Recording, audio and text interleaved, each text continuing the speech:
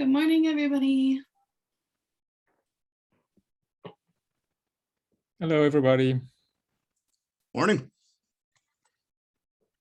How's everybody doing on this Monday morning? Tuesday. Sorry, Canadian holiday. We had our Thanksgiving yesterday, so I'm a bit backwards today.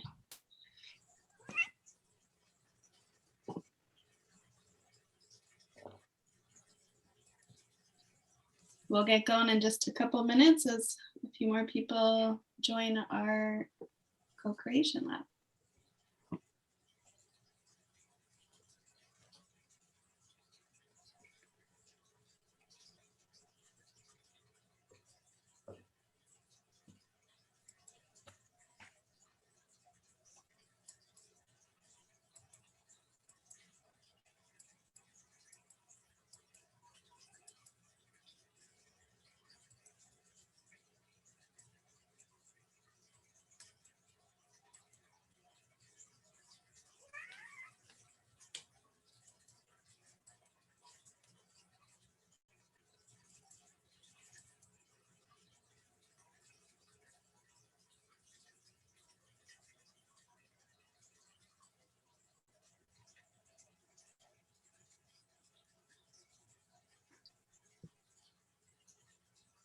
How are we doing on numbers, Emily?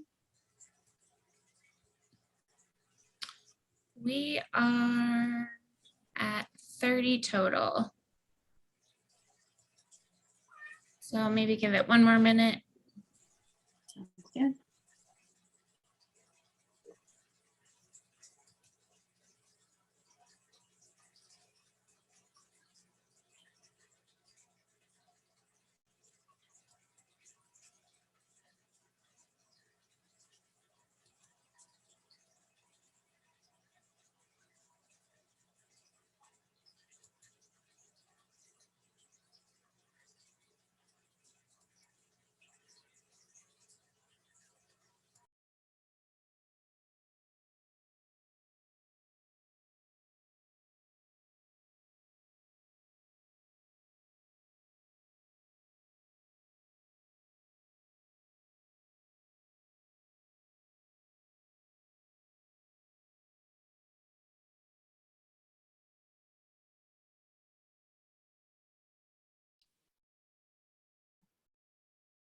Okay, Shan, I think we can get started. Thanks, Emily. You're welcome.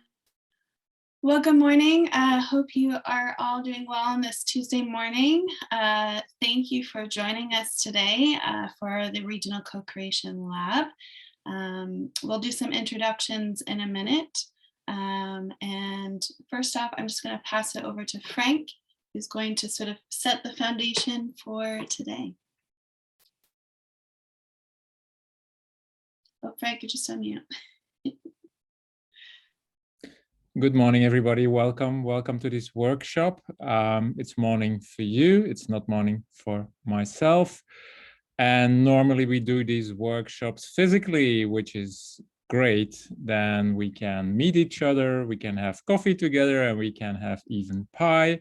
But that won't be the case, right? We need to do what we can, and this is going to be a virtual workshop. And we promise to do our best to make it not too boring for you. Who are we and why are you here? You are here to co-create together with Travel Oregon and us a transformational strategy. Before I explain what that is, maybe some words about ourselves. Destination Think, and the words say itself. Destination Think is a company that thinks about destinations, about places. We have among our clients cities, we have among our clients states, we have even countries, we have provinces, and we work globally. We have clients in Asia, in the Pacific, in Europe, most of all in Canada and the United States. And we have a laser focus not only on places, that's the only thing we do, we also specialize in tourism and tourism plans. Now, with Travel Oregon, we started in February a project to create a transformational strategy. And this is really about the future, your future, the future of Oregon and the future of tourism in Oregon. And that is what this is all about. Together with that, we're going to do also a lot of recommendations to travel Oregon when we have that strategy co-created with you, how they need to execute that and what kind of company they should have to do that in the best circumstances. So our philosophy is we bring places closer to people. Now that is something that is globally going on, right? A lot of places, especially after COVID-19, especially about all the things, societal changes that are going on, about environmental changes, they rediscovered the resident, because who actually is the one that can speak in behalf of a place? That are the people that live there. Now, we are doing that already more than 10 years. We always thought that you can't do anything without consulting your residents. Unhappy residents pose huge business risks. So, next slide, please. Before we start, I would like to introduce my team. Just a few words about myself. My name is Frank Kuipers. In English, that would be Cooper, or even Fassbinder, the German name. That's the same profession. I'm senior strategist at Destination Think. I'm also a professor, and I'm in the lead for this project for Travel Oregon. And I pass it over to William. Thanks, Frank. Hi, everyone. Welcome. Thanks for joining us this morning. My name is William Bucker, and I'm the Chief Strategist for Destination Think. I want to recognize that I'm speaking to you from the traditional territories of the Coast Salish people, specifically the Musqueam people. That's up in Western Canada. I live in Vancouver.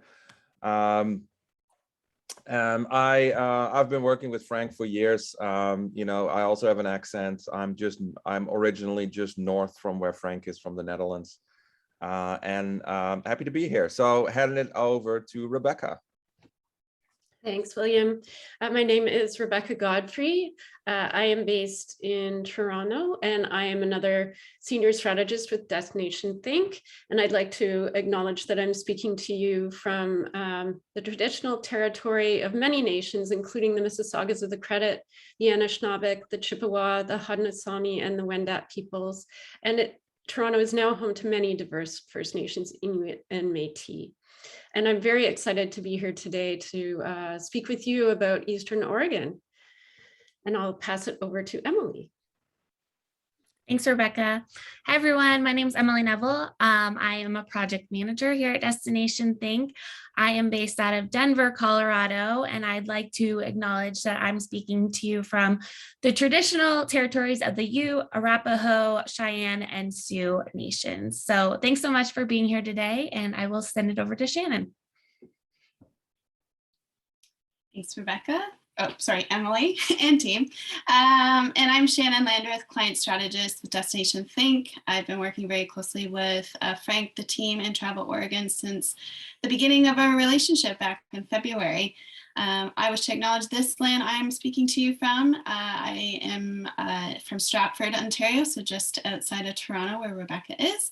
And I'm on the territories of Anishinaabe, Adirondack, and Mississaugas.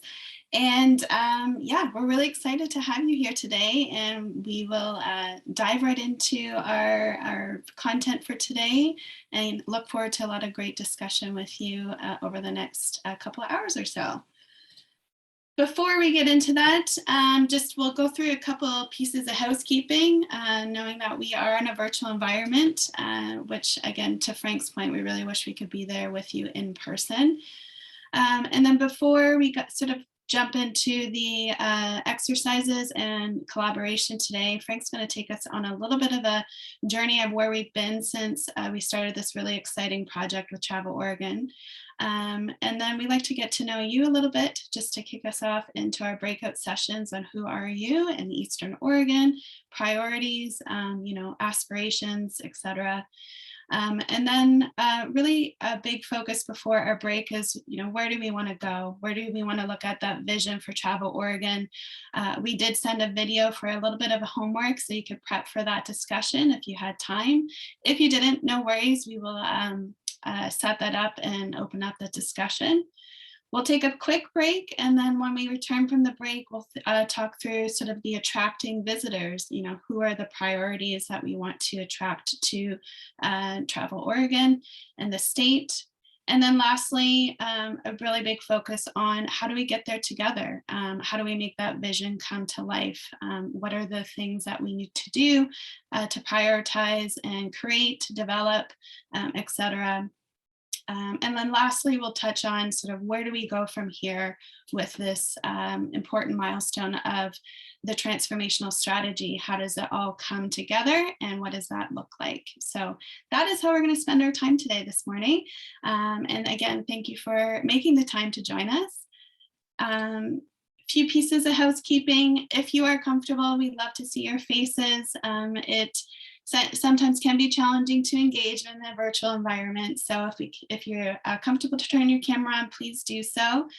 We do have the chat feature within Zoom and the breakout session. So feel free to talk to each other within it, add any sort of insights, and we'll be capturing a lot of that transcript after a Zoom has ended to make sure we're getting all of those notes.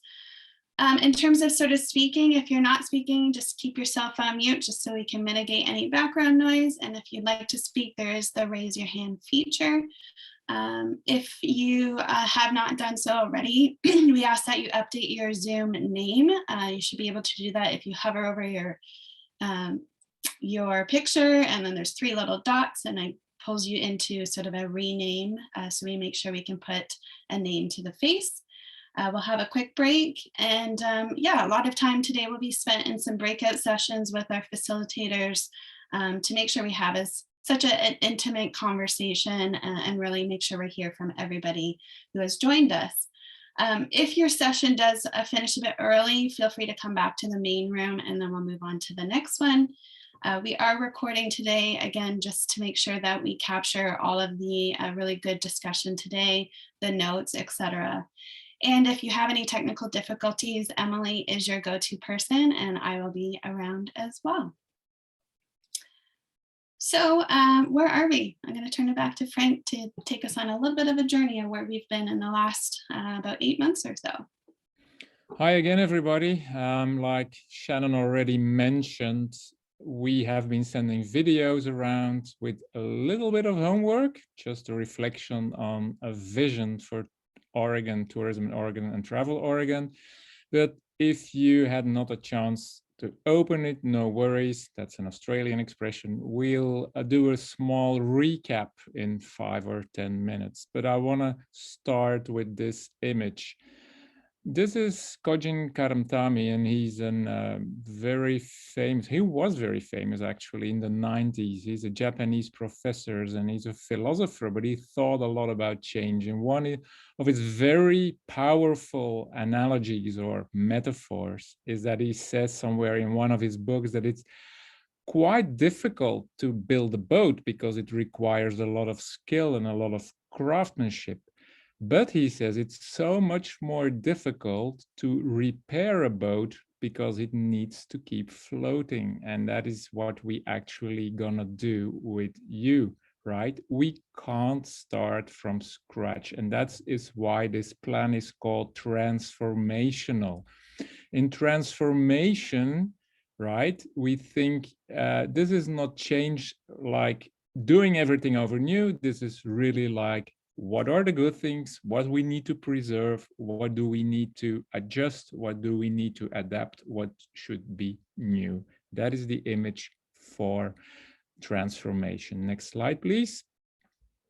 So where are we? Because I said already that we started in January, so a lot of work has been done already.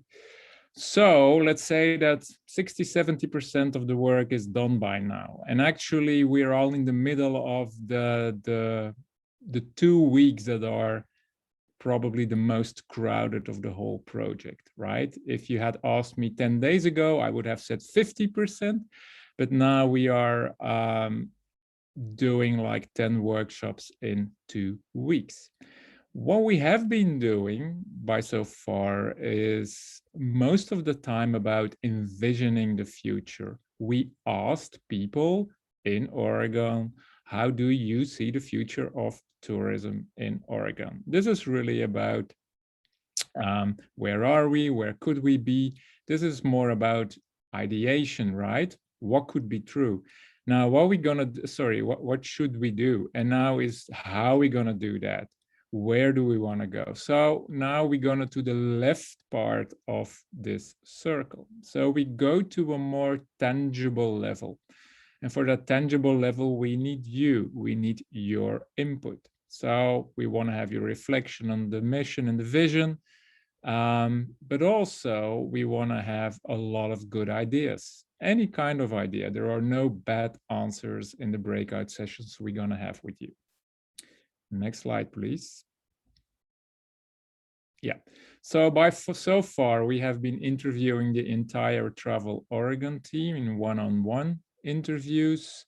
We have interviewed 12 key industry stakeholders, thought leaders, people that all over the state represent the tourism industry. We had interviews with consultants and agency partners of Travel Oregon. We had these industry engagement sessions after Governor Conference where I did a keynote. And I think it was 60, 70 people in breakout sessions. And there we really were asking people to dream about the future of Travel Oregon, but also where are your worries? What really keeps you awake at night? We did an all-staff survey, we did analysis, and that all boiled down in a report, and we call that a destination assessment. Now we are doing these regional co-creation labs. Your Eastern Oregon, we did already Portland, we did already Willamette Valley. You're the fourth in a row of 7, but also we had workshops with groups of special interest. We will run sessions with the BIPOC community. We had already our session with the tribes. We had a session with the leadership of the regional DMOs. And we had already a very intense 1.5 day, not only us, but also other consultants. We work integrated sessions with the Travel Oregon team. All that comes together in your transformational strategy. So what are our findings by so far? So overall, what I learned from this session after Governor Conference is that if you talk to people in Oregon, immediately they're gonna come up with societal problems that are really related to social aspect. And it goes in different directions. Of course, people that represent the tourism industry always mention that we should not forget tourism brings good to a place, right? It adds dynamics, it brings that outsider view, and it should not be overlooked that it is something that absolutely we should celebrate. So it's a great experience to have, but, and the last phrase is very important in the first paragraph, we need to tell this more to people. We need to tell this more. This means that there are people that do not see the value of tourism anymore, right? And a lot of residents push back, not only in Oregon, this is a global thing for many reasons, but also being relevant to the people we represent. First of all, you need to be relevant to the people you represent, meaning the people of the tourism industry, your staff, your people that work, your visitors, and so on, but also be relevant to the people you represent, your residents, but also the communities, right? The BIPOC community, the LGBTQ plus community, tribal communities, and so on and so on. Economically, people say we need to think about an improved or adopted method of saying this is the economic impact of the traveler. We forget sometimes about the economic value, and that should not be overlooked as well. Very important, according to these people after governor conference, was we need to tell a unified tale. As long as you all tell a different tale about, for instance, how you measure your economic impact or what really is important, you weaken your own story, right, towards your residents. And last but not least, environmentally. People say we have the ability to be stewards of this land and do it responsibly. And there you can do a lot, yeah, right? It's up to you to lead people. We can control how we market and to whom and how we promote. And last but not least, to make sure we're working with the local communities to protect them.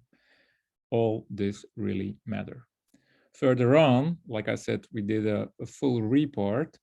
And what is important for the strategy is, first of all, destination management. Only the wording. If you interview like 20 people in Oregon, you will have 7 or 8 definitions. Most people frame it like, okay, fixing problems that are caused by tourism. This is about cleaning up litter, cleanup days, traffic jam, road congestion, educational, all that matters and it's important. Dispersal, very important, right? Geographically, seasonally, we get it, but that is only 50% of the story of what destination management really is. Destination management at the core starts even in the planning phase. This is about co-creation with residents, but also be very, very serious about it, right? It's not only consultation and then run away, it's to keep people in the loop, to go back to them and to keep communicating with them and to keep asking them for their opinions. It's also communicate the true value of tourism to residents. That should not absolutely, because what we learned the hard way all over the globe from Europe, especially Europe, if you know Barcelona and all these places, to Australia, to Canada, and of course the United States, that unhappy residents is really, really your biggest challenge to do business. A win-win-win approach is necessary. So you can't send the invoice to a third party. Visitor pressure on the local community or pressure on environment. Long-term strategy. And I can say already that there's a sort of agreement. You really need that long-term plan. Not a 2-year plan, but 4 years and probably longer. Because it will take time to transform, right? It's not something you do overnight. Let go of traditional marketing. So if you're serious about destination management, how are you going to communicate to residents and how are you going to measure that, right? There was one thought leader, I'm not going to mention the name, but it was somebody who was leading a regional DMO, and that person said to me, Travel Oregon built a fantastic communication machine, but it's now time to unleash that power, that skill set they have, probably to their own communities in Oregon. And destination development is at the heart of destination management, right? You need to have experiences that are beneficiary, both for your residents as for your visitors. If you don't do that, you will have economic leakage. That's how we call that. If the money is not flowing partially back to the communities, why should they welcome people, right? Okay, the next one. Sorry, yeah, this one. You need to build Oregon's brand upon its identity. This is not saying you need a new brand. On the contrary, what we see is you have a very, very strong brand. I live in Europe. 15 years ago, everybody knew Portland. That changed. And that's absolutely a credit that I want to give to Travel Oregon. They have put Oregon on the map, and Europeans now can point on a map. Okay, we know it's somewhere between California and Washington. So the Oregon brand is a brand that has grown very fast and powerfully, but also that brand needs to come alive among your residents. Because what is destination marketing, right? This is managing expectations. So grumpy residents, unhappy residents, it's not going to help you. So communicating with them, but also by their identity, is very important. Empower stakeholders and build social license is also very important. This is about becoming an enabler. You should not do everything yourself, not as a DMO, but even not in the tourism space, right? You should do that with other people, but also facilitate other people to do that. Place climate action at the core of destination management. Whether you like it or not, it won't go away. The wildfires will not be solved next year. Climate change is not going away out of the media. All these things are happening, and you need to relate to that. You need to lead by example. So if you're serious about all these things, working with communities and sustainability, then as a company, if you're a DMO, or as a company, if you're a tourism business, you need to lead by example, right? You need to do things yourself. DEI, so important, should rise really to the top of a strategy, and you should become very strategic about it, because when it's anchored in a strategy, everything can flow out of that. If you don't do that, it will still always stay a list of actions of things to do, right? And last but not least, establish new KPIs and measurement. One example, how are you going to measure, for instance, the sentiment of your residents, right? So a lot of things are in that report, but I only can scratch the surface in these 5 minutes, but I hope it helps you, it provides you some background. So what we're going to do the rest of this workshop is less talking and listening to you. So we will be sent now to breakout sessions. We're going to ask you to introduce yourself, talk a little bit about yourself, and then we're going to get to know each other by 3 questions we're going to ask you. Okay, Emily? All right, I'm going to open the rooms up. You guys will see a prompt to join your room. So here we go.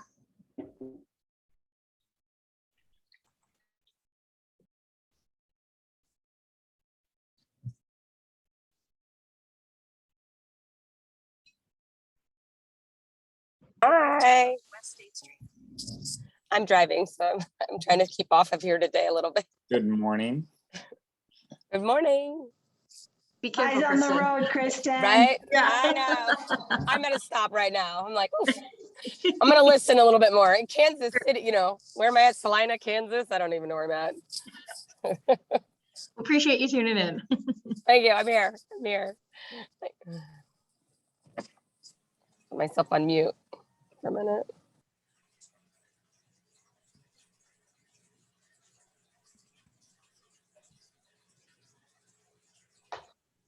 Emily, you're muted. I see you're talking. Oh, but... okay, thanks guys. Yeah, I was All right. So yeah, no, I was sorry. sorry. I was just seeing who is in this breakout session. I see Alina, Brian, Chris, Jennifer, Kristen, Janet, and is that Leanne?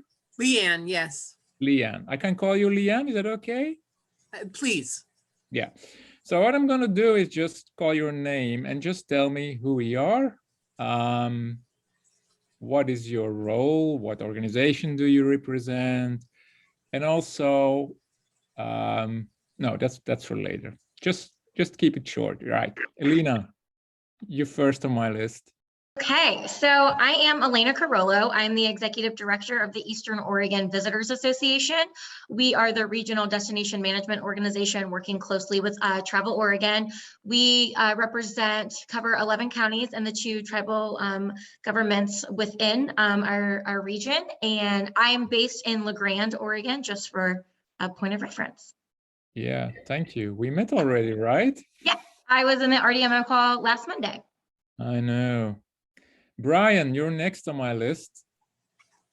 Hi, everybody. Brian Vector. I'm the co-owner of Churchill School in Baker City.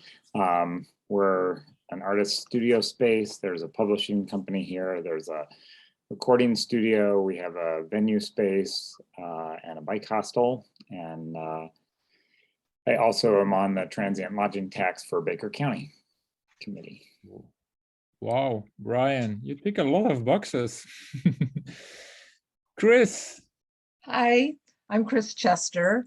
I retired from Travel Oregon as a global sales coordinator, moved to Eastern Oregon in Milton Freewater and did the global sales for Eastern Oregon Visitors Association.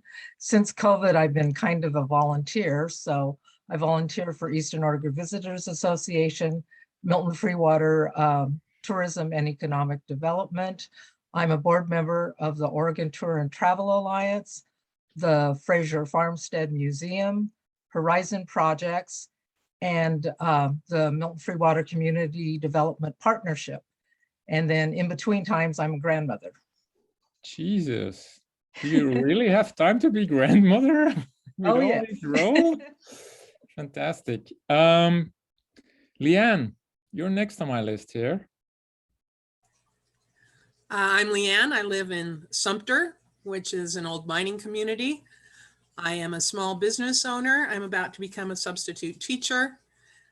I used to go to the transient lodging tax meetings for Baker County. I've been on the board at various times of Sumter Valley Railroad Restoration, Friends of the Dredge, Baker County Chamber of Commerce. I'm surprised to see no other Sumterites here. Our city council should be represented, but they're not. Anyway, I'm here because Sumter wants to be heard. Sumter always wants to be heard. Okay, no, that's absolutely great to hear that everybody wants to be heard. You mean they're not in this breakout session, or not even in the entire group? I didn't see anybody on the entire. I flipped through the 37. I did not see 39, whatever. I did not see anybody from Sumter. Then you're on your own, Leanne. Yep. Kristen. Good morning. Good morning. Kristen Dollarhide. I am the Travel Pendleton Director. Bear with me. I'm in Kansas right now traveling. So howdy all from here. So anyway, I am, let's see here. So I sit on the Board of Directors for the Eastern Oregon Visitors Association. I'm a Board of Director for the Oregon Destination Association. I'm also a board member for the Oregon Tour and Travel Alliance. Director and board member for Pendleton Cattle Barons Weekend. I mean, I'm a commissioner for the Pendleton Convention Center.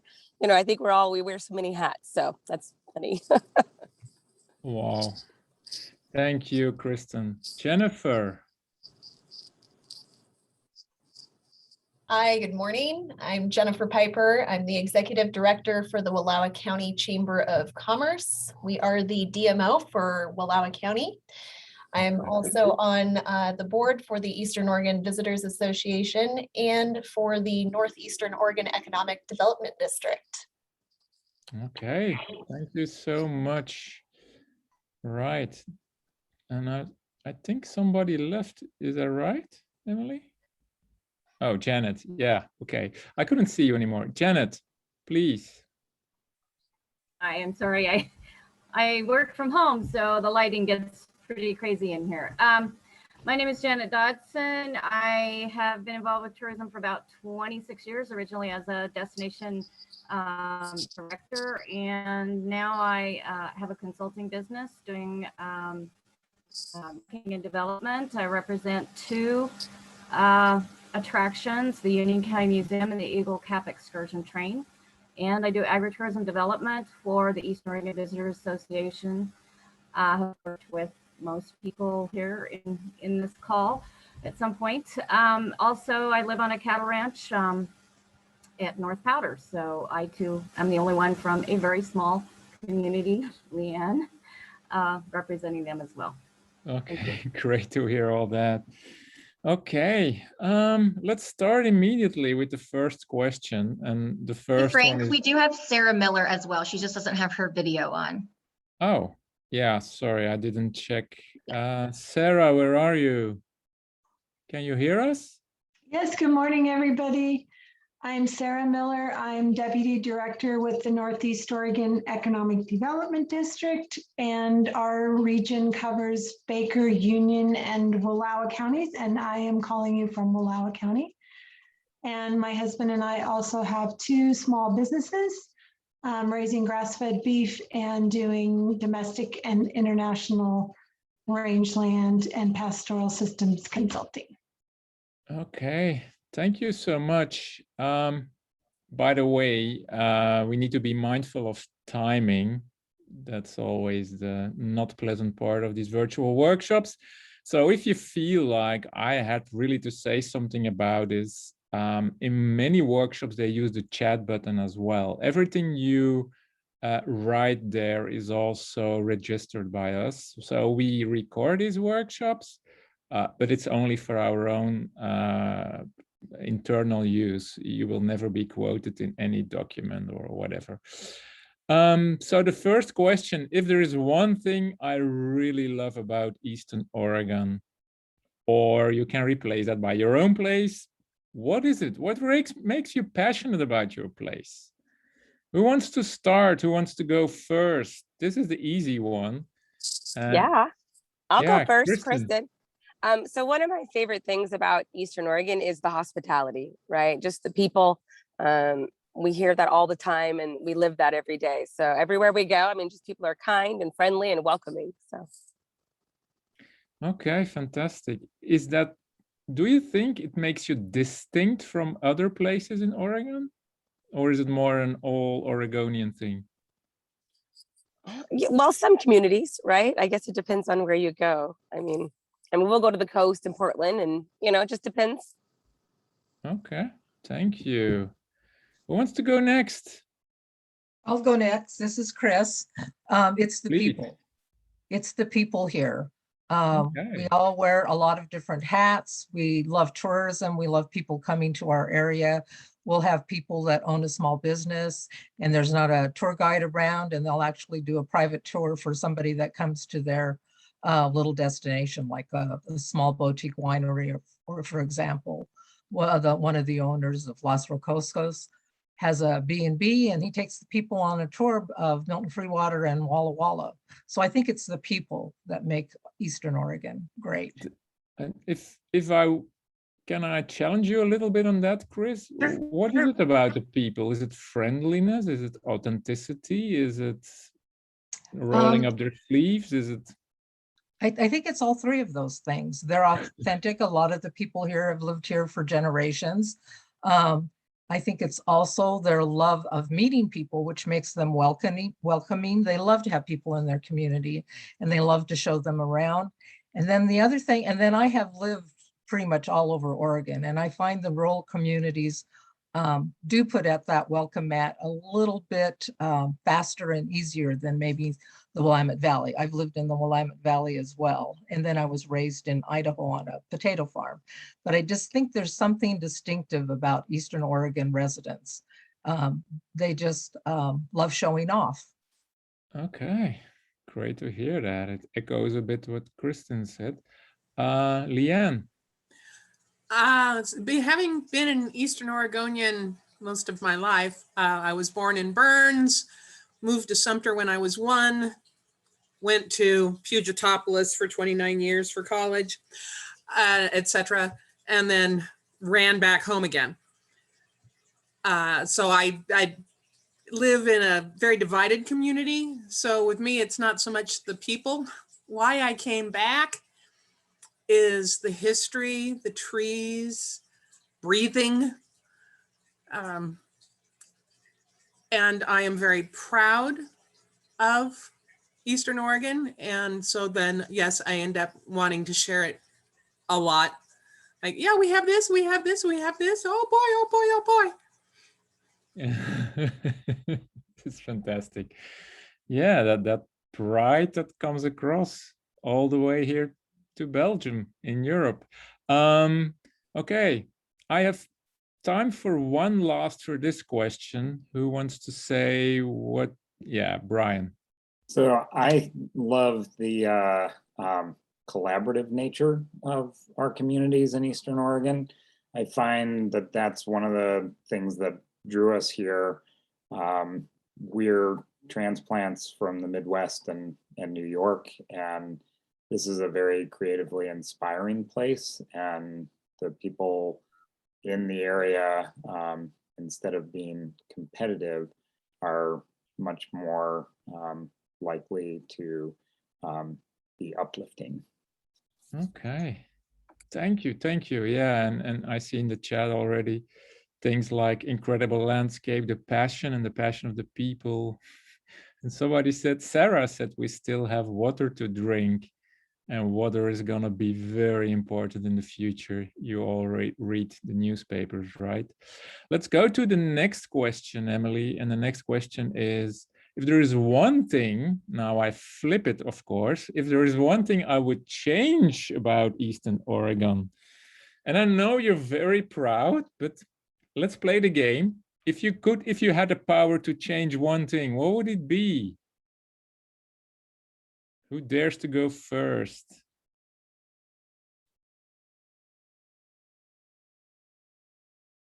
Jennifer, you look puzzled, like, what could I change? I am pondering hard on this one. I have such a love for this place, and I think it comes up a lot that there's things we don't want to change. So I'm thinking on this one. That's amazing. Okay. I think the one thing that would be beneficial change is to better understand our interdependence on areas outside of Eastern Oregon. I think there are a large number of people in the agricultural industry that understand how important the outside world is, because we can't consume everything that gets produced here. And so I think sometimes that doesn't trickle down to residents that aren't in that kind of industry. And same thing with the tourism industry. I mean, obviously, we want the place to be wonderful and welcoming to our residents. And at the same time, in order for that to happen, we have to welcome the outside world in. Is that a kind of tension, Brian, between that inward view and that outside view? I think, like Leanne had mentioned, that there's, division in communities, and I think that that's something that's fairly universal worldwide. There are times, though, in Eastern Oregon where we have this feeling or this perception that the western part of the state takes priority over the eastern side of the state. Yet at the same time, the economic vitality of the entire state is going to rely on our population hubs, and where does that trickle down and benefit us, and how do we get residents to understand that truly having a thriving western side of the state does benefit us. And so I think that's the one thing that I would change, is people's perception of how the outside world has a positive impact on us. Okay, thank you. And I still have time for one. Yeah, Leanne? You'll find I'm a very talkative person. Because I have been exposed to the outside world and then come back. It's something that I change more about people than about Eastern Oregon itself, is the ability to think longer term and to be more open to the opinions of others. Yeah. Yeah, and there are other people that throw that in the chat now. Learn to practice listening to understand each other. This echoes what you're saying, more acceptance of difference of perspective. And yeah, that is pretty universal, right? That's probably not only Eastern Oregon. Okay, great input. Let's move to the last question for this getting to know each other round. This is, now we're going all the way into tourism. And it's a tricky question. The high value visitor, whatever that may be, however you define it, the high value visitor is the one who spends the most money. Do you agree or do you don't agree? I have an opinion. Okay, Leanne, you can start. It's great. The high value visitor is the one who becomes a cheerleader for our area, who falls in love and wants to visit it over and over again and wants to send other visitors. That's to me. They don't have to move here, but to come and visit us often and participate. Okay, so do I understand this right, that you define value, people that fall in love with our place come back and become sort of advocates for our place? That's for you the high value, right? Okay, perfect. Anyone else who wants to comment on this? Do you need money, guys, or is it something else that you look for? Another kind of quality of visitors? I'll try. This is Sarah Miller. Hi, Sarah. This is a very challenging question, and I think probably a lot of us are just trying to figure out in our own minds right now what is the answer or how to describe what we're thinking, because you can approach it from so many different ways. I immediately went to my own personal experiences with visitors, and when I think of high value, I mean, is that the personal impact it has on me? Some of the things people have talked about, the connection that communities have in hospitality, the experiences, the interactions they have. Is it the visitor who is most likely to respond to and contribute to your future vision of your community? We're talking about sustainability and spreading the benefits and using tourism as an engine that helps us provide quality of life for everyone, not just the people who have tourism businesses, or the benefits are not necessarily spread out or applied in the same way. So I feel like there are many different ways to think about the word value. Yeah, thank you. That was very eloquently. Tourism as a machine that provides quality for both residents and visitors. Okay, there is time. We have 2 minutes 50 or something. There's time for one last, and the others can also put something in the chat box, but there's time for one last reflection on this. What could be a high value visitor for Eastern Oregon?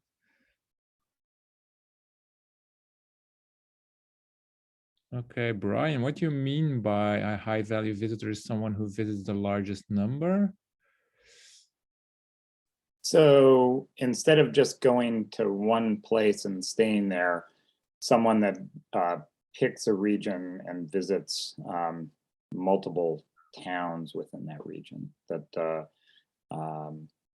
when Alana and I were talking yesterday that it would be fun to put together a regional corn maze tour, so that if somebody came to Eastern Oregon during the fall, that they could visit the corn maze in Echo and the corn maze in Keating and the corn maze in Wallowa County. That it's the sort of thing where we used to, we've passed it on, it's continuing. We run a cycling stage race, and one of our officials, his wife was into rural libraries, and so during the weekend that they were here, she went to all the rural libraries in the county, and there are 8 different ones in Baker County. So that's a high value visitor. So they, visiting rural libraries, you're not spending much money, but you're really gaining an experience. And like Leanne said, then you become a cheerleader for that area. Yeah, it feels like the word immersion. Somebody wants to engage in a place, stays longer, goes around. But we agree, you don't mean the one that hops from one place to another for that one Instagram photo, right? That's not what you want to say here. Yeah, right. Okay, we agree. So people, we have 10 seconds and then you will be sent automatically to the main room. So we see there again each other and just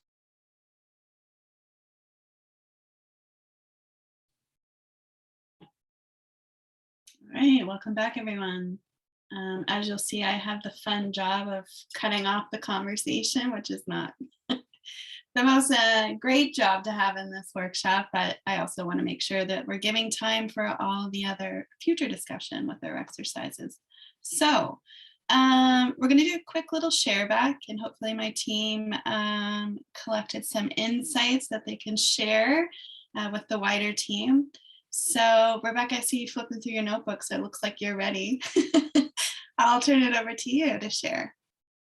All right, thank you. We had a lot of good conversation, a lot of agreement on the things that we love about Eastern Oregon. It was sort of mentioned that the key differentiator or the competitive advantage for the area is beauty and the accessibility of that beauty, and that it's mostly outdoors. We talked about also the agriculture history, the natural history, having sacred spaces, not being overcrowded. The character of the people was a big discussion, also quality of life being extremely high in the area, and the fact that it's still so young, that there's still so much opportunity, particularly for some parts of Eastern Oregon, and that people seem to have this can-do spirit about picking up on that kind of opportunity. There's a lack of cynicism and money that's infiltrated, but at the same time, the one thing that was recognized that needs to change is that more money, more investment is needed in the area, and talent, that there is a need for more, but it should be grown in a strategic way to ensure that the things that we love about Eastern Oregon are maintained. So controlled growth, and not just a dump in certain areas. There was some discussion about whether or not Oregon could become a resort destination. And in fact, from a land use perspective, it can't. I think that was the discussion we had. But that this is the biggest hurdle is land use. So that's something that we need to think about. How can we maintain the wide open spaces and the things we love from that perspective when we have these land use issues? So the laws around them. Guide services, we need more trained guides, people that really understand the land. And then finally, on the last question, which was about the high value visitor, there was some debate as well. We had sort of 1 yes and 3 no's. So on the no, there was a discussion that it really is more nuanced, that it's the long-term spender who's considered high value, the ones that want to become part of the community, give back, that really value the land. They want to take away great experiences. They share that with their friends. I think everybody agreed that repeat visitors are high value. But on that yes side, it was that, in particularly around wine tourists, that in the Walla Walla Valley, there are some pretty high spenders, and they're coming from further away. They're coming from Seattle, not Portland, and they are spending the money, and they're coming from elsewhere too. And that's important to keep the small communities running. And is there a way to extend the low season to grow that? Was another discussion we had. I hope I captured it all. Thanks everyone that was part of my group. Yes, and feel free to add any other thoughts or questions in the chat, because we'll capture that as well. But lots of good discussion. That's great, Rebecca. Frank, what about your team? Okay, I want to award Eastern Oregon, and probably I'm totally biased by my group, as the most proud people I've met by so far. Speaking about love, it was all about people, about the hospitality. People are kind and friendly. all people wear a lot of different hats, a lot of small business owners. They will do their own private tours. People love to have people in their community and show them around. They're very proud. Rural communities do tend to put out a welcome mat a bit quicker than some other communities.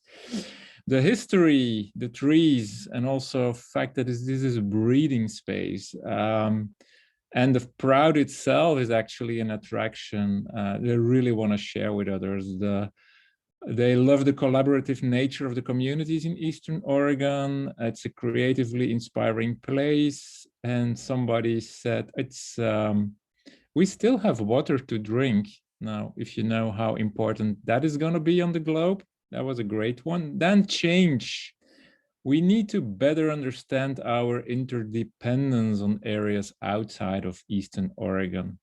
Perception that the western part of the state is more important over the eastern portion, but also residents need to understand that having a western part of the state does benefit us. So there's some tension there. A lot about more acceptance of differences, more acceptance of perspectives, learn to practice listening to understand each other, which is probably not typical Eastern Oregon, but more general. Also think longer term. We really need to think out of the box, be more open to the opinions of others. Housing for workers. Where have we heard that before? And then economic support. Our chamber has been closed for almost 3 years now with a low salary and a huge responsibility. We have burned out 3 directors. So that's a very tangible thing that needs to change. And the last, high value visitor. People were actually quite, they agreed upon that the value comes from people that love your place and they become advocates for your place. Someone who visits the largest number of a region, not just one place, doesn't mean you need to have Instagrammers hopping from one place to another for that one beautiful photo. No, it's more somebody who immerses, who stays longer, wants to engage with the local people. Visitors that can contribute to the future vision of our community. The one that becomes a cheerleader for our area. And there was one person who said, there is middle ground. The highest value visitor does have dollars to invest, of course, in our area, but it also wants to enjoy and share what we have to offer. So there they really agreed upon. Thank you. Thank you, Frank and team. William. You know, a lot has been said. You know, what's the love about Eastern Oregon? It's the lands, the landscapes, the small towns and communities and people. Those were definitely the things that came through my group as well. And also, you know, the different lifestyle, right? Driving 100 miles is not a big deal to do something or to you know, have to go to a shop or something. What would people change? You know, conversations about some negative attitudes toward tourism, particularly, you know, around events like Roundup, the East-West divide and how to close that through education, knowledge sharing, and that tourism can play an important part of that. But also something really tangible like infrastructure, challenges, you know, particularly related to internet. There's a bunch of people who can't turn their video on because it's low bandwidth, and also cell phone access in certain parts. We did talk about how, you know, events that some people might perceive as negative, that it's actually an opportunity to bring people together from different places. And when it comes to high value visitors, agreed that it's not just about money. It's important, but it's also about, you know, like what Frank said, people that fall in love with the place, come back and share great stories about the places that they visited, while also being good stewards of the land and the people. And I'll leave it at that. Thanks, William. All right, so warm up has been very successful. So thank you so much for all your participation in those discussions. Moving forward, where do we want to go? And I'm going to turn it back to Frank. All right, everybody, in that video we sent your so-called homework, there was the vision, and we asked you to reflect on that, do a little bit of thinking at night or something. But if you haven't done it, no worries, which is Canadian, by the way. I just read that somewhere. We have put up the vision here for you. Now, my question is, and we do that together as a group, my question is not so much, does that needs to change? I don't know, right? I'm very open to that, but I'm very curious about your thoughts. And this is really about, this could be hair splitting, this could be about wordings. Some people say it needs to change totally. Some people say we really love it. All reactions are good.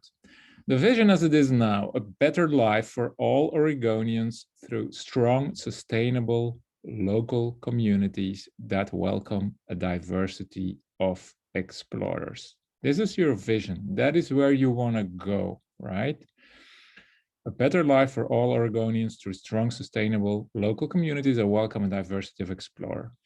Who wants to comment on this? Who wants to go first? Leanne, I always can count on you. I know that.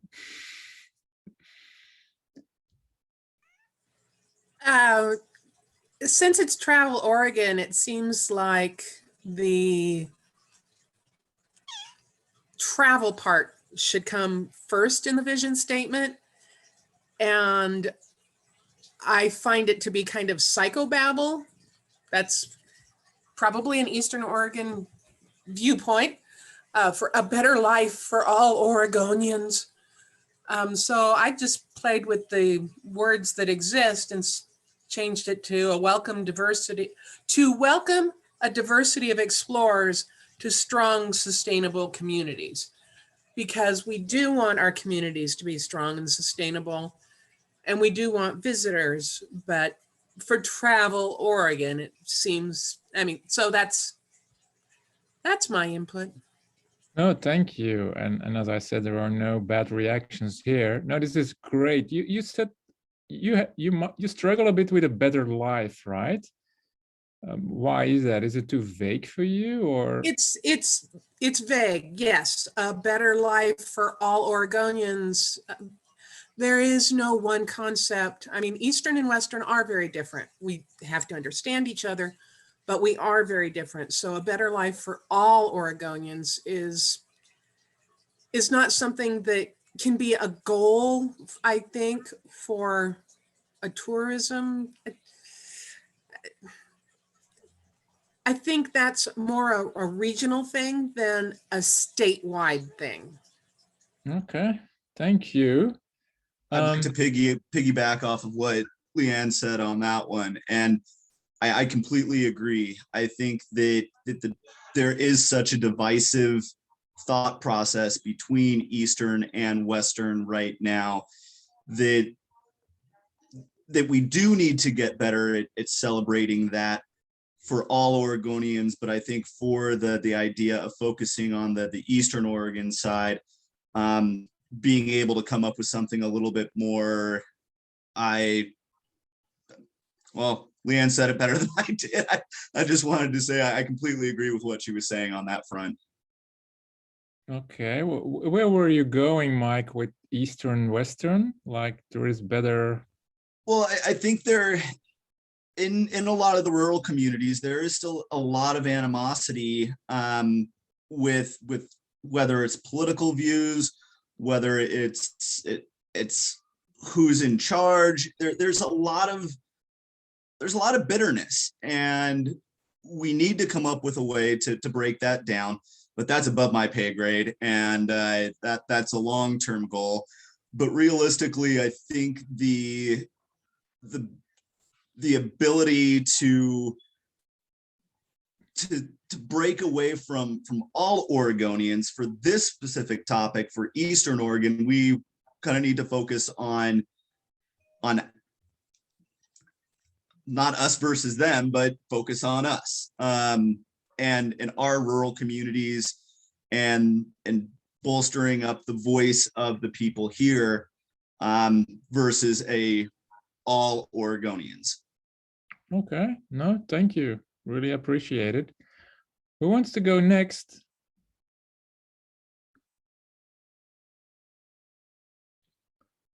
Brian, you were writing something in the chat.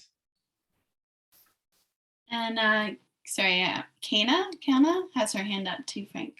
Okay, let's first go to Brian. What do you mean with region? Oh, so I agreed with Leanne to sort of rearrange the statement. However, I think Oregon needs to be included in it. And so I had just said that it could read as to welcome a diversity of explorers to strong, sustainable Oregon communities. Okay, thank because you. I think, you know, along what Mike was saying, like all of our regions want to be sustainable and we want to see economic vitality in all of our regions. And if, you know, one of the things that we're relying on is tourism to do that, you know, as an organization, Travel Oregon, of course, wants to put Oregon in that vision statement. And so I think that's a part that needs to stay in it. You know, all Oregonians, obviously, we all travel within our state because there are wonderful places for us to visit here, as it would be in any state or region. Like there are times where you don't leave where you live. And so, of course, we want it to be good for our residents, both regionally and statewide. So thanks. Okay, thank you, Brian. And you got fan mail from Kristen in the chat. Next one is, do I pronounce it correctly? Is it Kana or Kana?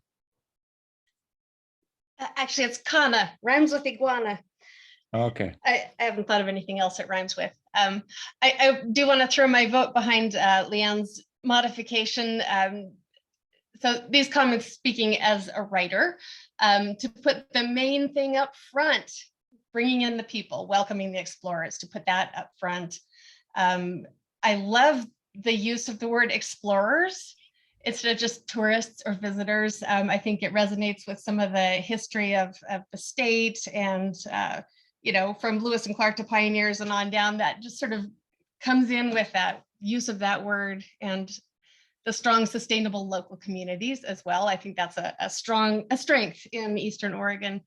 I would be interested in altering the words instead of welcoming explorers. How can we, something more active? We want to facilitate their arrival, to bring them in, to attract them, not just to welcome them if they show up. Okay, thank you for that. We still have time for two others. Steve Robertson. Not sure there are more Steves. Steve, where are you? Just fun and sorry. Just had to unmute myself. Yeah, I want to support the previous couple of comments in regards to kind of leaning on diversity, because I think diversity is these explorer types from all different walks of life kind of takes care of the politics. We don't have to worry about east, west, and whatever the shenanigans are of the moment, and you know, offer up all these different opportunities throughout this very diverse state. And I think that just kind of streamlines the process. And the raise all boats or raise a lot of boats comes out of that exercise. Yeah, I get it, the diversity of visitors. Don't you think, Steve, that the word explorer could be interpreted in a different way by other people? For sure, for most people, I think you're right. You know, I think, you know, we chatted in our small group a little bit about the youth, the how young this region is. and the Lewis and Clark kind of explore, that's still very much part of the Oregon ethos. And however, most places, are kind of done with exploration, particularly if you live in Europe, you've kind of done it. So are you speaking to a Northwest clientele, or are we reaching outside of the Northwest? Yeah, vision is something that should encompass every potential person that reads it, right? So, yeah. Okay. Thank you so much. Kate. Yeah, reading this, I think I don't really mind the better life for all Oregonians, because I think it acknowledges, that tourism is on the hook if it's benefiting the community or if it's negatively impacting the community. Like whether you like it or not, it can impact, people in your community. So I think I like that it acknowledges that relationship.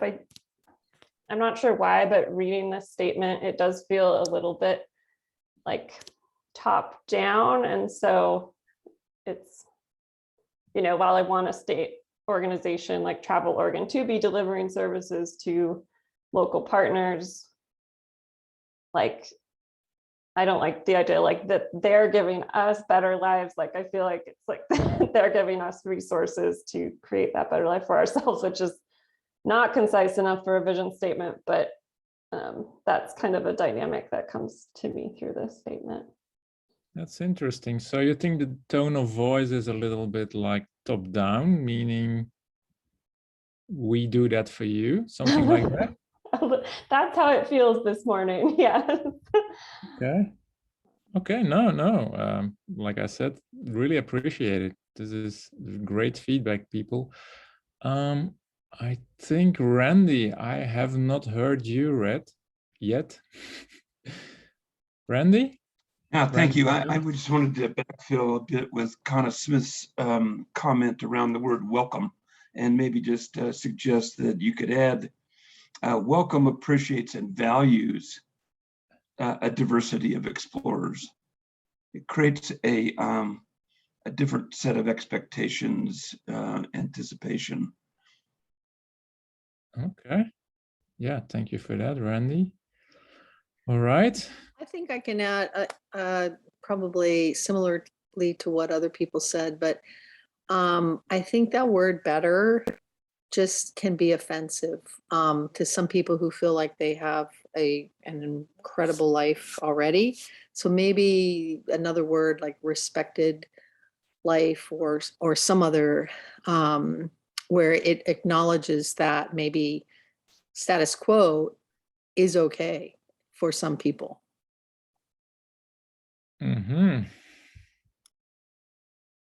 Interesting. Yeah, so you think it could be offensive, like my life is already okay, why should it become better? Yeah, I've done a lot of work for about 10 years in Africa.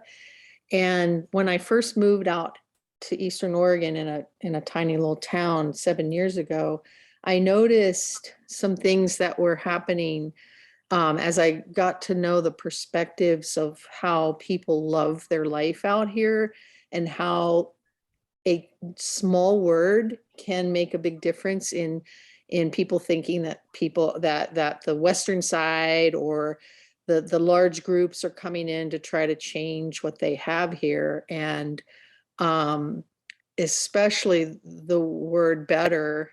I learned the hard way in Africa that sometimes we may think we have a better way, but it does not do what we think it's going to do in the lives of people who are actually living on the land. So I have just a little problem with that word better. Okay, thank you. And there are already suggestions in the chat from enriched life to a fulfilling life and so on and so on. Okay, I think we are ready for a break, right, Shannon? Yeah, so if everyone wants to come back in about 10 minutes, so that is 10:25. Sorry, I have to think of my time zones. 10:25, we'll resume the back half of our discussion. Thanks, everyone. See you in a bit.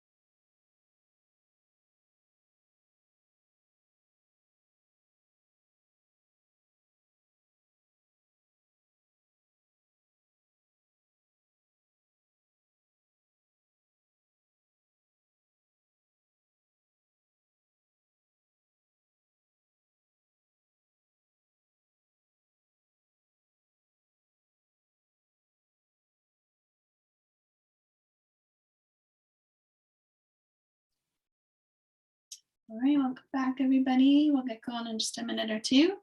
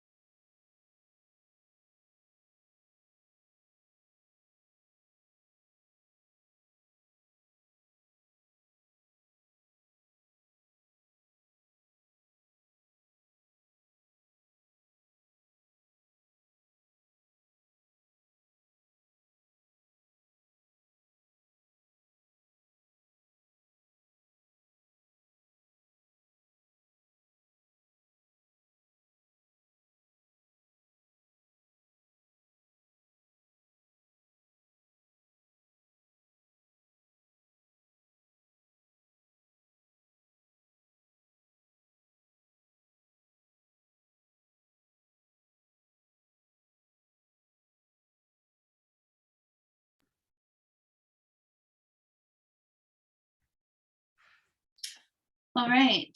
In the essence of timing, we'll get moving on to our next exercise. This will be a little bit shorter, but I'll let Frank sort of set us up and then we'll go into our breakout session. Hi, everybody. Just before we start, I want to thank you for the engagement in the first sessions. It was really great. Two other exercises, one small, one big, and the big one is what I would call, in my language, pièce de résistance, in your language, the main course, right? But this one is also important, attracting visitors. And we asked you already a little bit about high-value visitor, and we want to elaborate a little bit on that. So we're going to ask you in these breakout sessions, because marketing is really about prioritization, right? Your marketing dollars are limited, your resources are limited. So who we need to focus on the most, and probably that's your soon to be. What is a low-hanging fruit? What kind of visitor we can attract? What is a low priority? Probably the visitor, of course, when he's there, is very welcome, but not the one we're really gonna promote heavily. And then unexplored, maybe we have not been thinking about potential visitors, and maybe it's a long shot, but in the future, we should really think about this kind of visitor. So the facilitators will explain it over and over again in the breakout session, but I'm very curious about your thoughts here. So send us to the breakout rooms.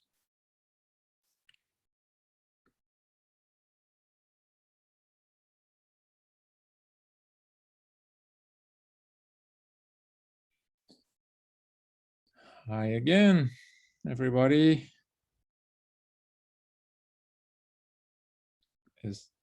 Okay, here we are again. Brian is there, Jennifer is there, Chris is there, Leanne is there, Alana is there, Janet is there. I think everybody. Okay, thank you. Kristen as well. I am, I'm parked. Nobody quit already. So when you think about, let's start with low priority. Is there kind of visitor you say, hey, maybe we need not to focus on this because there is no fit, there is no match between what we have to offer, and that's the kind of people we probably do not, it would be a waste of time and money to focus on them. What could be low priority for you? Okay. Are you talking about a specific market? Yeah, market. Think about markets. But you can, market can be geographical, could be psychographical, like outdoor adventurers or cultural history buffs. And it could be even a passion of people like bird watchers or mountain bikers or something like that. So low priority for, I think Pendleton in our region is like sometimes the like more specific, like the Japanese market, they tend to like high-end shopping. So Yeah. that's one we kind of probably don't need to focus on. Yeah, yeah. Cool. No, but that's great. The high-end shopper is probably not your primary target, and they often come from far away. So yeah, that's a great one, Kristen. Thank you. Anyone else? I see there is somebody in the chat. Oh, sorry, Brian, you have to go. Maybe you can speak now then. That's your punishment for leaving us. Yeah, I think that's you know, to echo Kristen, high-end shoppers or you know, a boutique retail consumer isn't necessarily what we would market towards. You know, and that's not to say that Oregon doesn't have that in regions. I think that it would be more of being sort of understanding of some of the things that we do have that we're marketing, that we don't overemphasize them. So if we were marketing to the foodie, you know, and cuisine connoisseurs, not to sort of over exaggerate what the offerings are. Yeah.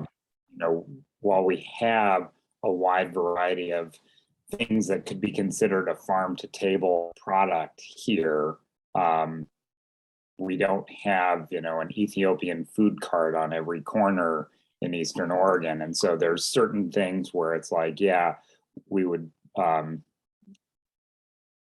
be better served to not over offer when it comes to how we market some of the things that we do have. So like you mentioned mountain biking, while there is a wide variety of mountain biking options in Eastern Oregon, one of the things that comes up in the cycling sort of world of destination marketing is we don't have enough signage for what we do have. And so that's another thing is like, if we're going to be, you know, marketing some of these things, like, do we have the infrastructure in place so that when the visitor gets here, they can access it on a day when visitor services might be closed.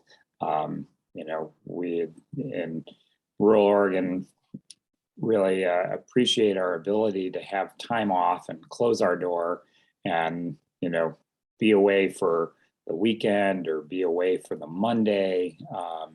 And so if somebody's here on one of those days where visitor services, unless they're on the internet, are lacking, that they can find the resource in some way, shape, or form with wayfinding or other, you know, accurate signage in the area. Yeah, absolutely. Thank you. No, great, great. By the way, where I come from, in this country, road cycling is a sort of religion for 100 years already. But so there are a lot of mountain bike. I'm not a mountain biker and certainly not a downhiller. I think that's suicidal, even in my opinion. But I have a lot of friends in the Netherlands, Belgium, France, and they always went to Colorado. And now Oregon is the next hot thing because it's new and it's unspoiled, and that there are more daring tracks and whatever. So yeah, there's probably potential, and I know you're already doing a lot of stuff. Okay, so Brian spontaneously brought it, and that's more comfortable to talk about. What is the ideal visitor? What kind of visitor do you want to attract here? I can speak to what we have noticed in the past a bit. Yes, Leanne? I know that we had a Korean magazine back a few years. Brian, you might remember when they were here.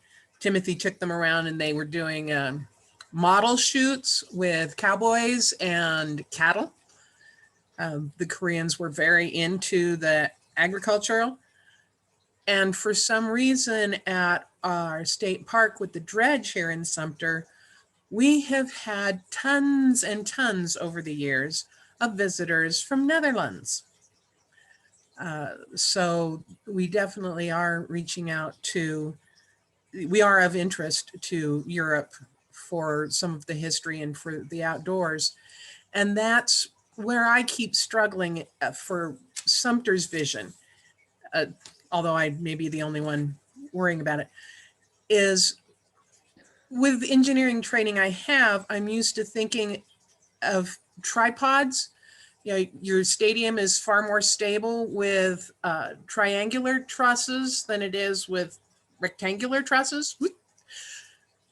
So we have here in Sumter, clearly we have the outdoors and clearly we have history, but I've been wondering what that third leg could be. And in Baker, you guys have the artists so much, and maybe that's your third leg, I don't know, but our artists are more, we have several artists in Sumter, but they seem to be more withdrawn.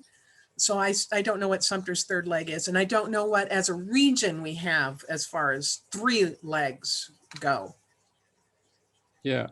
Why do you need a third leg when you have two very strong legs? That's maybe even better than have three weak legs. I mean, it should not be a fetish, right? But I totally get it. It's the engineer in me. It's not stable with only two. It's not sustainable. Thank you. Alana, for what would be your long shot? What kind of visitor have we overlooked for Eastern Oregon? Where is there untapped potential? Do you see anything? Yeah, just to comment to Leanne really quickly, as a region, we focus on three, what we call our core marketing and development pillars, which are outdoor recreation, agritourism, and culture and heritage. So they're very broad, but we do have three. But I mean, I would say, you know, for us in terms of, you know, the market, really emphasizing the fly drive market, because our region is so large. You know, we're not near major airports. So you're going to fly into Portland and drive, or you're going to fly into Boise and drive, or you're going to fly from Portland to Pendleton and then, you know, drive. And so I think that really is, you know, a focus. And for us, you know, that's both domestic and international. I definitely think, you know, this on the international side, you know, something that I always kind of come back to is like, you know, really getting the international market, getting those connections more dialed in with our local partners. Cause I know when I first started the job a couple years ago, that was kind of a, you know, global sales is a whole new market for me, which is why Chris was a great resource. Anyway, I'm kind of rambling here, but I mean, yeah, I think the fly drive and really the small group and independent traveler, because many of our lodging opportunities are smaller, different things like that. We're not, you know, really set for the larger group travel, but the small group, independent, kind of adventure seekers, whether it's you know, mountain biking or motorcycling or, you know, whatever the case may be. Yeah, so I'll pause there. Okay, no, that's very clear. I think we just have half a minute or so. So somebody who wants to add something? If not, we can go back to the main room. All right. Okay, Janet says, very good, Sarah. I feel part of the beauty of tourism. Agritourism. Yeah, that totally makes sense for your place, of course. Yeah. Okay, thank you so much. I think we can go back to the main room, right, Emily? Yeah, you should be able to leave breakout and it'll take you right back to the main room. So we'll see you guys. Thank you so much, Brian, for attending. It's really appreciated.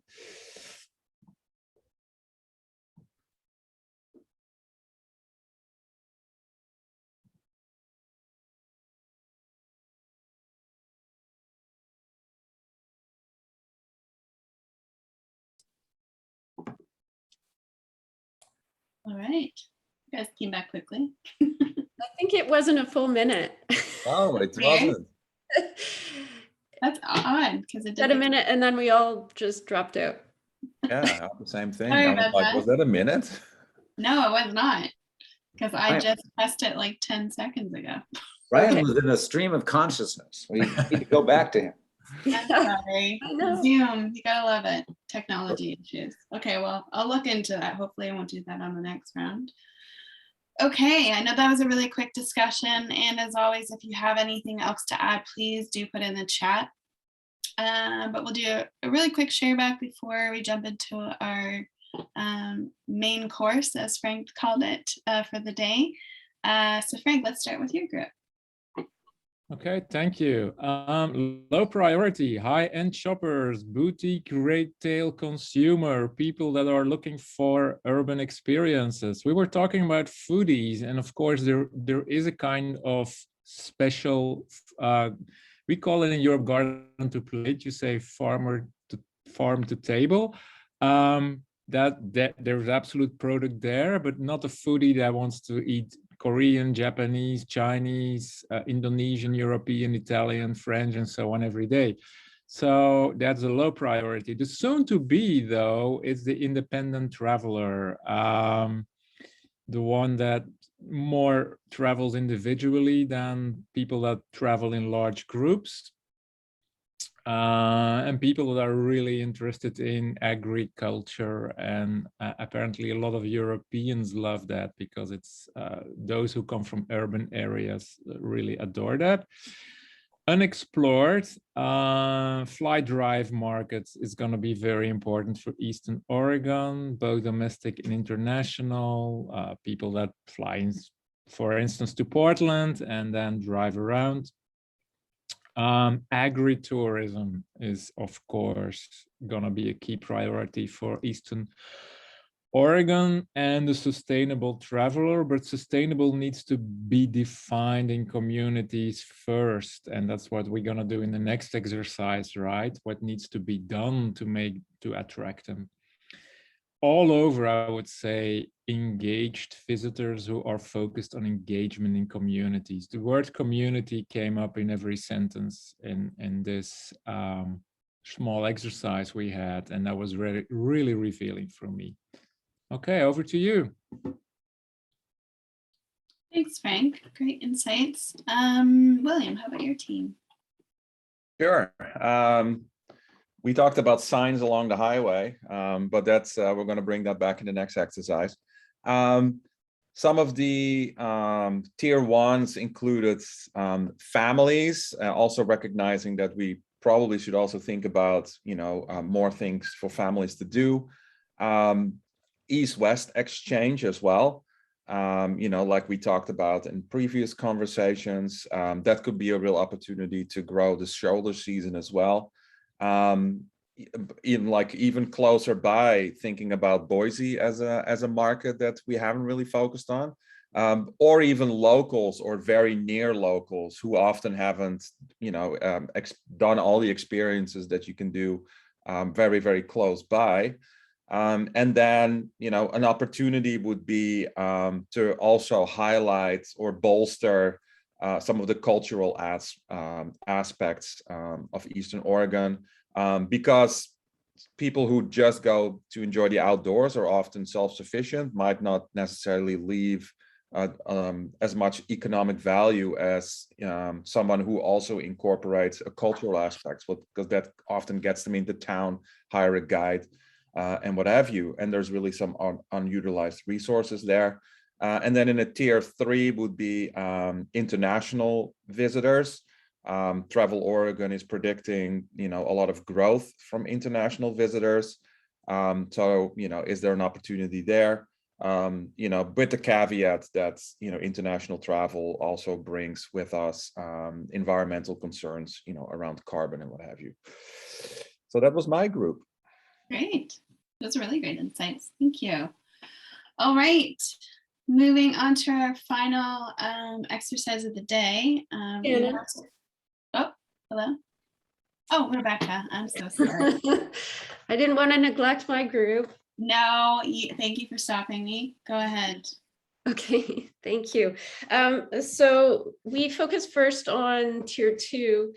And I think one of the big insights was that we have a group of visitors that's already coming through. These tend to be the regional salespeople that are moving between Seattle and Boise and those kinds of routes that really just treat Eastern Oregon as a highway. They don't stop, they don't treat it as a destination. So is there a way to encourage those people that are already coming through to come back? And there's discussion about how those that are, rafting enthusiasts or heritage enthusiasts have come back with their families. So, potentially we could campaign specifically on those sort of outdoor adventure and heritage aspects of the state to that particular group. Tier 2, we think of as those that don't necessarily care about the land. And there is a campaign in Eastern Oregon, that Don't Hurt the Dirt campaign. So perhaps that can be expanded to capture, more of the visitors that do. And then Find Yourself Here. I think this was really interesting about a sort of less exclusionary type of campaign, that find yourself here, whatever that is, whatever it is you want to find. Maybe it's about yourself, maybe it's about something you'd like to do. But I found that to be a really interesting campaign idea. We talked a lot about what we could encourage from our urban cousins, and specifically around the fact that they're inundated with screen time, and Eastern Oregon is somewhere you can go to get off the grid. So encouraging people to come to connect, to engage in agritourism and farming and other things that have to do with the land. And also the wine tourists that are coming specifically for the smaller wineries, that those tours are really helping to bring people that like other kinds of activities like cycling and so on. And there was discussion around how wine tours are stewards of the land, because wine is dependent on good dirt and water, and obviously these are important to Eastern Oregonians. So there are also ways that we can encourage other kinds of tours. So family farm tours in the Union Valley was mentioned, and it really helped to teach people that aren't familiar with agriculture what really goes on a farm. So a lot to encourage our urban cousins. Thanks, Rebecca. No, I think this was a really interesting discussion, because each group has such a diverse amount of insights to bring forward, especially around like what you just said about agriculture and the dirt, and maximizing all of those experiences. So great. Okay, yes, like I said, we're going to move on to our final exercise, but want to leave as much time together as possible, as I think Frank kind of touched on it quickly.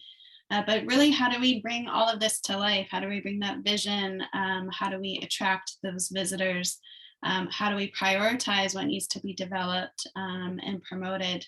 So I'm going to turn it over to Frank to introduce our last exercise, and then we'll send you into your breakout sessions again. Hi, everybody. This is the exercise where we really need you. How do we get there together? A strategy is not only a document on paper, it should come alive in the things you do, right? So we need you for action. Having a vision for what you want is not enough. Vision without execution is hallucination. So you spoke in the previous exercise, for instance, in my group, about sustainability, about connecting with communities. How are we going to do that? And the question is, what needs to be true for your region, for Eastern Oregon? Next slide, please. So in the beginning, I spoke a little bit For those who have heard me speaking at the governance conference, it's the same, that probably the kind of visitor you're looking for is the one that, and you spoke a lot about communities, is the one that adds value economically and financially as well, but also your reputation, right? That's also symbolic value. That's also people that love to stay become ambassadors socially also, right? Reaching out to these communities and respect them. And last but not least, you don't want to have visitors who are going to destroy the environment. So your sweet spot is probably the intersection of these three circles. What do we need to do to attract them? Is it what kind of product? And product, you can see that as broad or as narrow as you want. There are no bad answers. For instance, do you need, I hear a lot about signage and wayfinding, but it can also be a sort of new walking tours or bike tours around the region, or is it even capabilities, so roles that are missing in DMOs, or is it money, is it grants, or is it funding or a funding mechanism? Do you need training of people? That's also very feasible. So there are lots of opportunities to answer that question. So we're going to send you in a breakout room, and as you will see in the next slide, what needs to be true for product and promotion, right?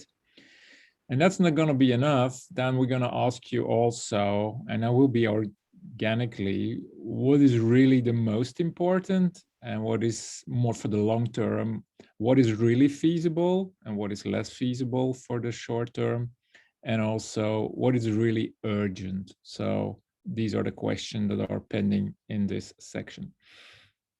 And then the next one. So you just do a brainstorm with us, right? You say, hey, maybe this product is missing, or we should have more of these, or this kind of promotion. That is what we really want. And then we're going to see, is this a social or an environmental or an economical one? That's something we do. So don't bother too much about it. And then we bring it together, what needs to be prioritized. Okay. I know this is a lot to swallow. We're going to re-explain it again in the breakout sessions.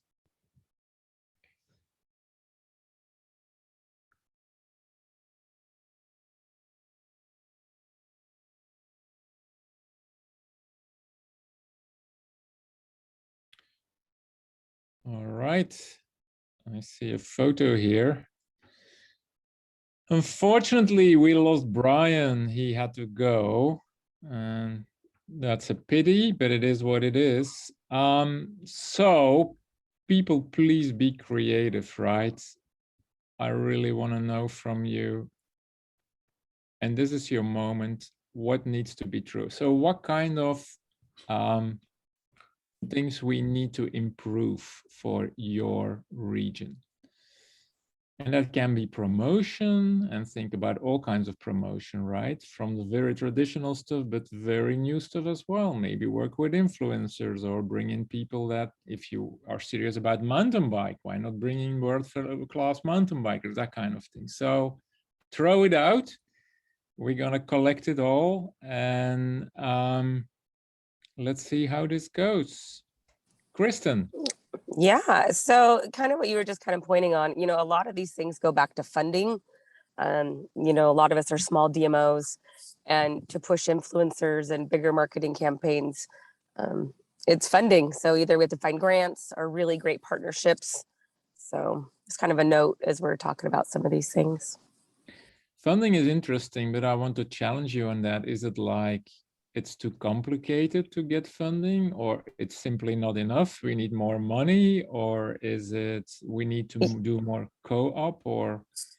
Well, all the above, right? There's never enough funding. You know, we're a small DMO. And, you know, and we do partnerships, right? With Eastern Oregon Visitors Association, Umatilla County, it kind of goes on and on and on, but that only goes so far. You know, when you have marketing budgets that are, you know, $30,000, you know, that gets you a billboard and an ad. So, you know, more support You know, it is nice that Eastern Oregon Visitors Association started doing some grants, which were really very positive, and so that helps out with a lot of our local budgets in our region.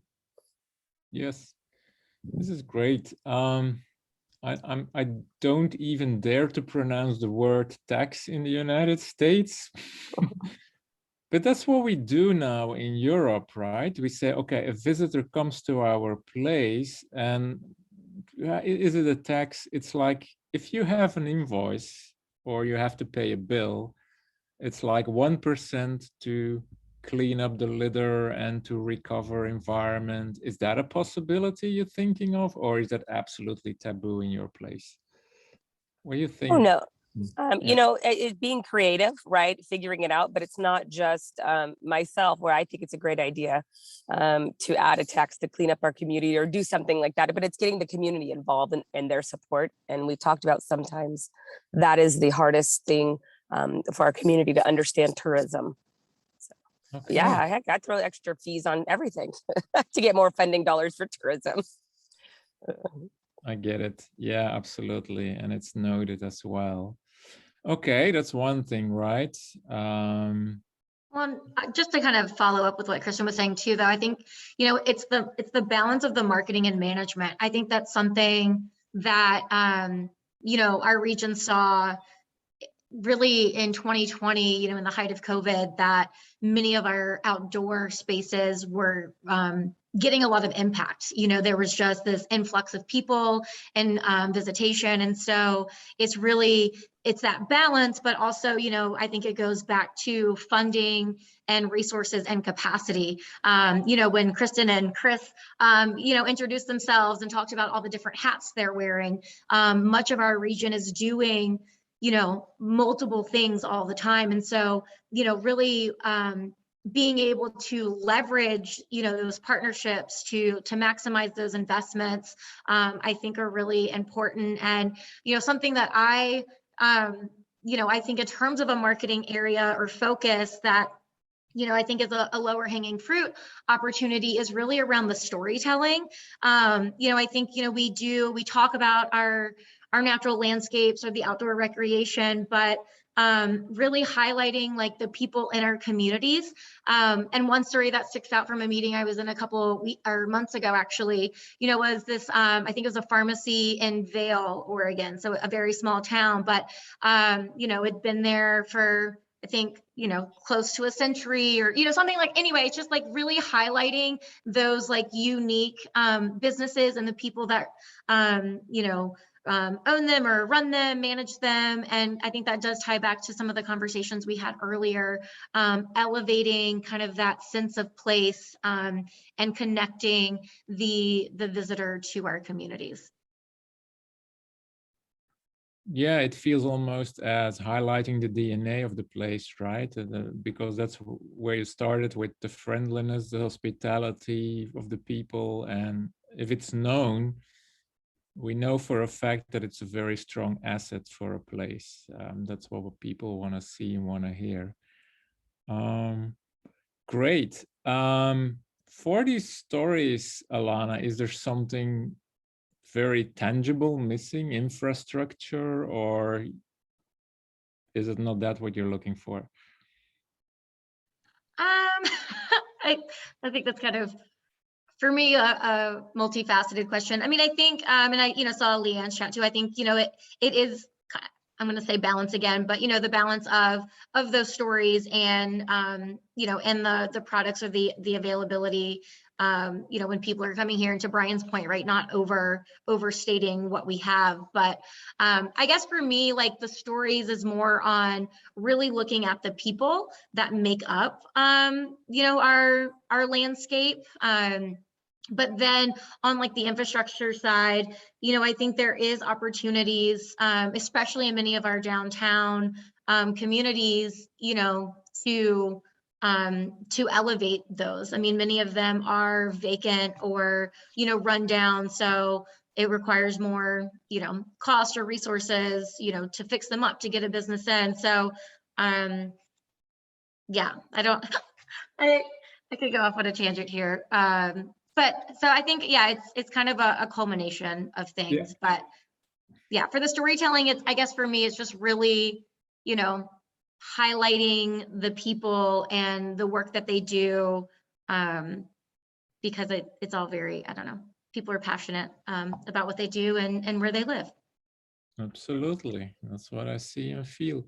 Leanne, you touched on something very important, like promotion is only okay when people come and you can also deliver what you have promised, right? So any ideas what could be improved? What is the danger and where? We have so much to offer, but as others have reflected, we have so few resources to maximize those offers. If I were to have $1 billion, I would build about 3 more museums in Sumter. And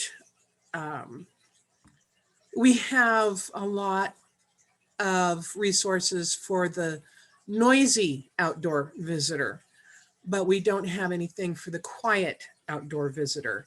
Our ATV and snowmobile trails are far more familiar to people. I don't know that we have much in the way of horse or walking trails. It looks like we have 2 whole hikes in the Sumter area, one near the lake. Well, more of them are near the lake than anywhere else.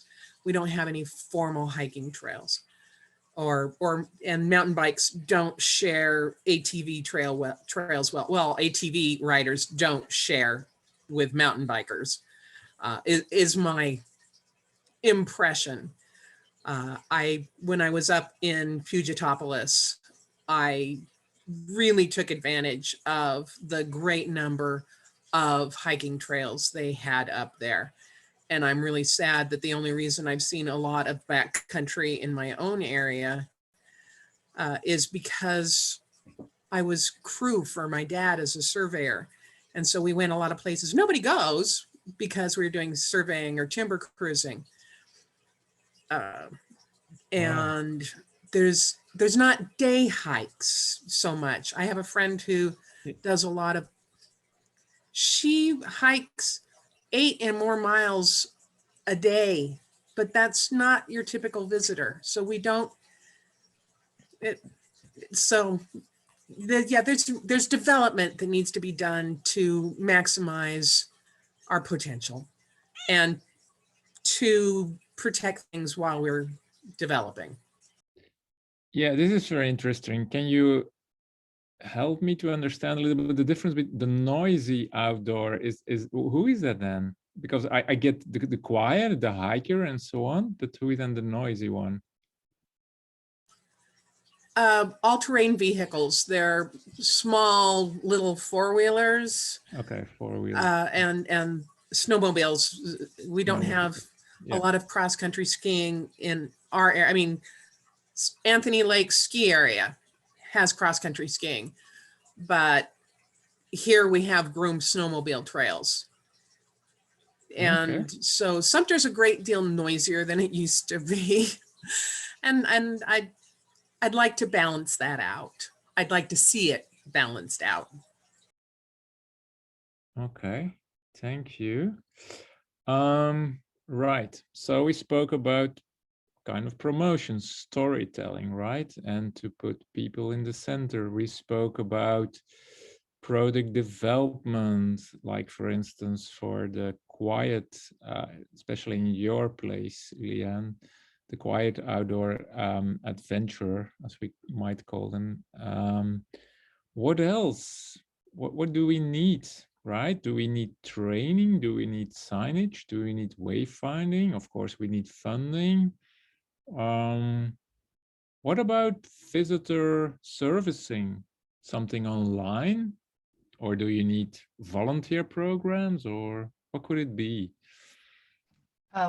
This is Chris. Hi, Chris.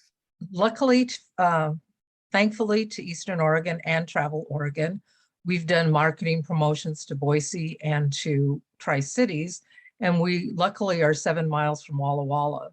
And then with the ROC's AVA designation a few years ago, Rocks on the east side, so in the Milton Freewater side, has grown. It's growing every day.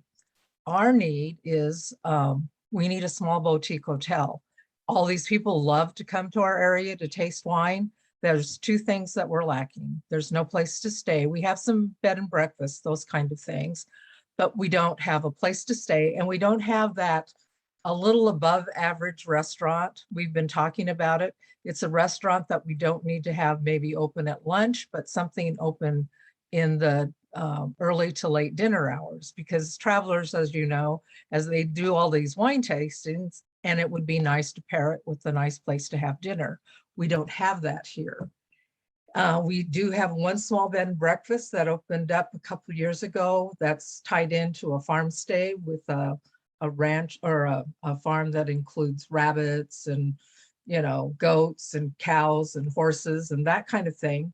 And they've had people come in from Texas and California to spend $300 a night to stay and have this farm stay experience. So we can accommodate, you know, those one-offs, but we need something a little bit bigger. And a grant could help with the feasibility study, that kind of thing. But we've got the people coming, we just have no place to put them. Yeah, that's very insightful. So accommodation is really your number one, actually, your priority number one. And a good restaurant to eat.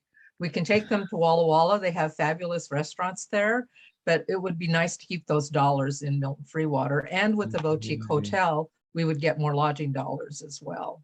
So that could help offset, you know, marketing costs or those kind of things.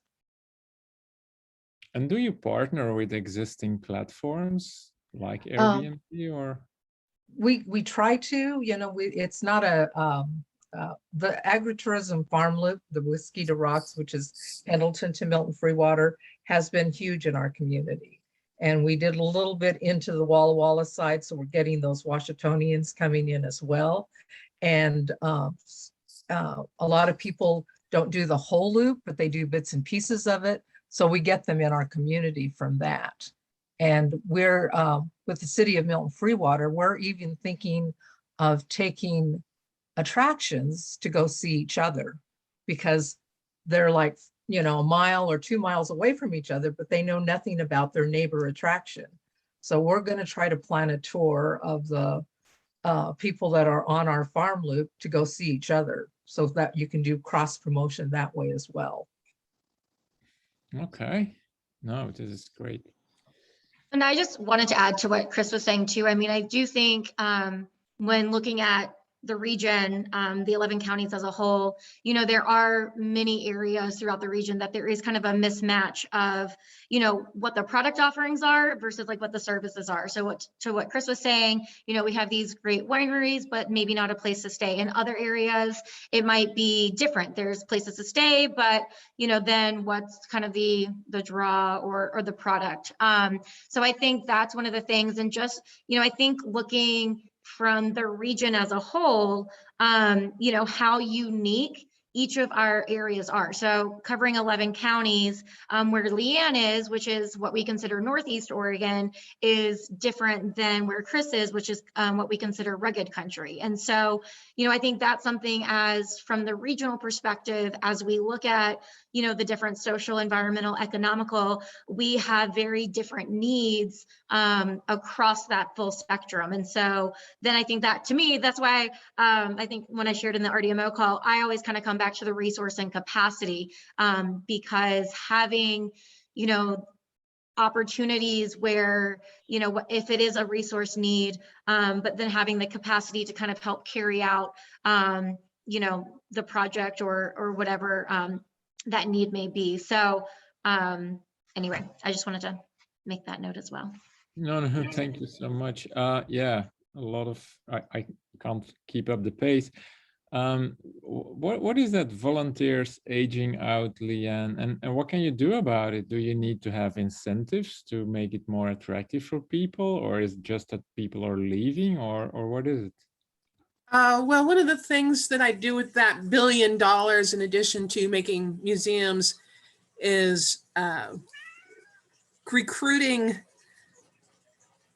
small young families and providing them with a house for the first year while they became familiar with the area so that they could open a business to provide more food, because we have restaurants that, well, Monday you don't eat in Sumter if you're a traveler and didn't bring your own snack.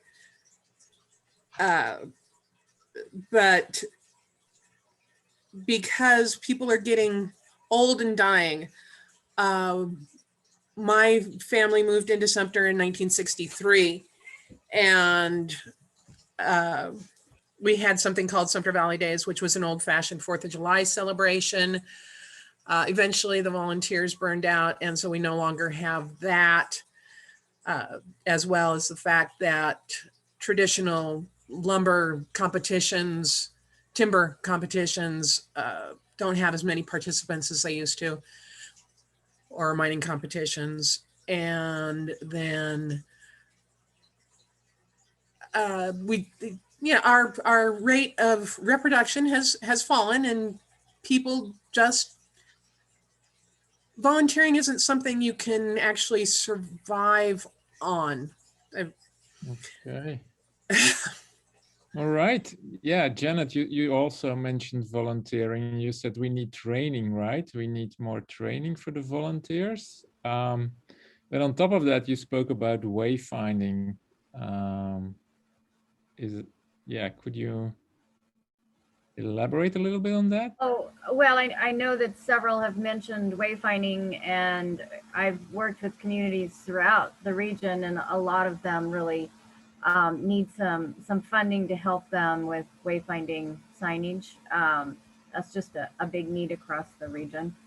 As far as volunteers, the museum that I work with and the train, we both, Leanne's right, it's hard to rely entirely on volunteers, but a lot of our small businesses, attractions do. And as she was saying, I feel there's kind of a lack of a culture of volunteering, at least not to the level it used to be. And so I think we need to train people about, why do you want to volunteer? How does it enrich your life, and get people out there, especially with the heritage and historical types of attractions. We really need people to care and learn about volunteering and why they should want to. Another one of the comments I made a while back that I didn't want to see lost track of was there's nothing up under environmental. And I know you're trying to keep up, but as I said in the chat, to me, protecting the environment in the broader sense, our landscape and the view shed and the things that we really value here, it's just so important that be a part of this whole picture of the future. If we lose the beauty of our region and the outdoor recreational opportunities and the things that we value the most, we lose a big part of what attracts people to Eastern Oregon. So I believe that management of the tourism and protecting those things that we love is extremely important. So if I translate, pardon? Sorry for interrupting. That was not my purpose. So Janet, if I translate ensuring the protection, do you need education to your visitors and to your local people, like how precious it is and that is actually the hand that feeds you? Oh, I think our local people understand that probably more than anyone. I think our local people really, really value yeah. Then it's a promotion thing, right? Yeah. Pardon? And it's a promotion thing that you be educational towards your visitors and make it special, and that they need to respect everything. Mm-hmm. Yeah, enjoying it, sharing it, but helping to keep it. And I agree, Janet. I just, I think about like the campaigns that Travel Oregon has done for like the Take Care Out There campaigns and things like that. But I don't know if that really crosses paths to our visitors, right? I mean, there's social media and some brochures, but it's, taking into account some of those, mind you, this is way larger than Oregon, but like the Galapagos Islands or all these, treasures that are out there in the world that people are really, really passionate about, or that when they do go, they do really take care of the environment and the land. And so how does that translate into Oregon and Eastern Oregon and our land here? I don't know the answer to that, but there's like a miss between the marketing campaign and then actually the visitors, Yeah. Oh yeah, there are many places where visitors need to sign a pledge. They need to read it, and it's a symbolic thing, but it makes them think, right? And it makes you say to them, take us serious, right? We're serious about this. Sorry, Jeanette. Yeah, you wanted to respond. Oh no, I was just agreeing with Kristen. Yeah, no, it's really heartbreaking when you head off on a trail and you see the litter and you see the things that people leave behind. And yeah, the leave no trace is great, but I agree, Kristen. I don't think it's necessarily reaching the visitors. And I think there is kind of an assumption that the locals don't value and respect it, and that's just not true. I mean, that's why we live here, because we love this place. Yeah. Well, Yeah.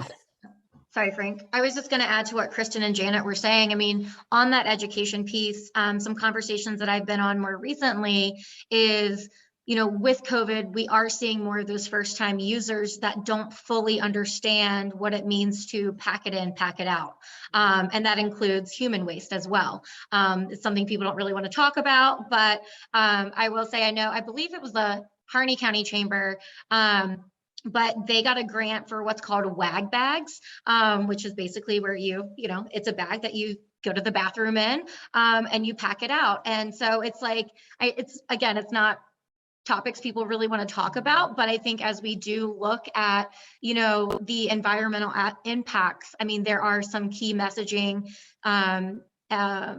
reminders that need to come around the pack it in, pack it out. And I think the Take Care Out There campaign, is that great first step, as well as with, I think it's in what John Day Fossil Beds, the Don't Hurt the Dirt, and, things like that. But again, it's like, how do we ensure that's getting to the visitor, to someone that is not as familiar with, some of these terminologies or things like that. So. Thank you so much. No, this is great. I really liked what Sarah posted here about water use. It reminds me about what people in Scandinavia do, the north of Europe. So what they showcase on their websites, you really should look into that. It's pure water, fresh air, biophilia, tree hugging, stargazing, that kind of things that we took for granted 10 years ago, and now it becomes very precious. So Sarah says, Sarah, you want to comment on this? You're still there? I don't know. I sometimes feel like these comments aren't really that helpful, but it's what I learned from Travel Oregon years ago about sustainable tourism development. So I guess it made a big impact on me. I mean, I know these things all have value, and I know that we can be creative about capturing that value to reinvest in the community, which I think does go a long way to benefiting the community and having that positive relationship that's captured in the vision.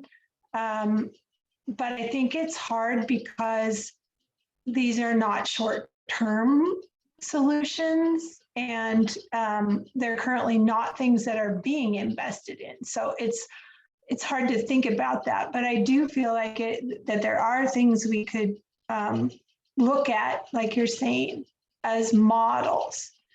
And I think that second one is, I have no idea how people are doing that, but I know that it's a big deal with the impacts, which is all the social media influencers who are making money off of their going out places and telling people where to go and all that kind of stuff. And they're not licensed like the guides and outfitters who provide revenue back to the federal land managers. So I don't know how you do that. That would be a really cool one to learn about, models where people are doing something to get money from that. Yeah, absolutely. Good points. So Jennifer, I did not hear you. You have something to add to all these ideas? It's quite a lot. I wanted to chime in just on a couple of the points that Elena was making about the education piece for visitors about proper care of our environment. I think that's so important, and I think it's really interesting because part of what we're trying to attract, I think, are those independent, adventurous visitors. The problem with that is if they are also someone who's inexperienced, they may not seek the right way to go about that if they haven't been in those types of recreational experiences before. So I think about some conversations that I've had with our search and rescue team this year that, they've had to pick up people that did a great job taking a life straw out on their hike, but didn't think about the fact that the water sources may not be running at this particular time of the year. So I really wanted to echo on that. I also wanted to make a separate comment on I think this is a challenging region to talk about because it is so big. And I know there was a comment in the main session about areas in Eastern Oregon being treated like a highway or a pass through.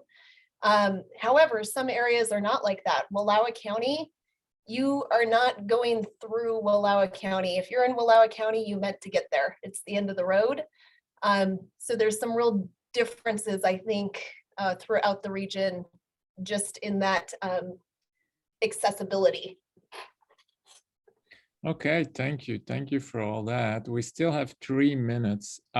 We still need to prioritize, but I'm gonna make it super easy. Let's take for every social, environmental, and economical one that is really urgent, but also feasible.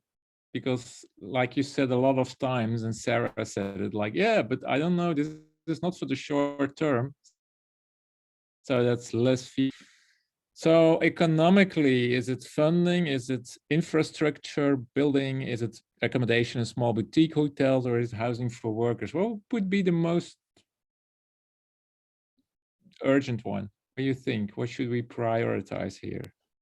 I love that you're making those bigger. Can you keep doing that? Because I'm on a laptop and it's really, really hard to see them.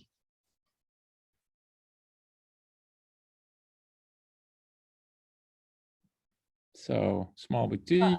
I think that question is, as has been pointed out, is different in different parts of our region, because the housing for workers, as Sarah pointed out, and Jennifer, that is a huge issue for Wallowa County. They can't serve the number of visitors they have coming if they can't get, more people able to live there and work there during the high peak season. So that is certainly a priority for them.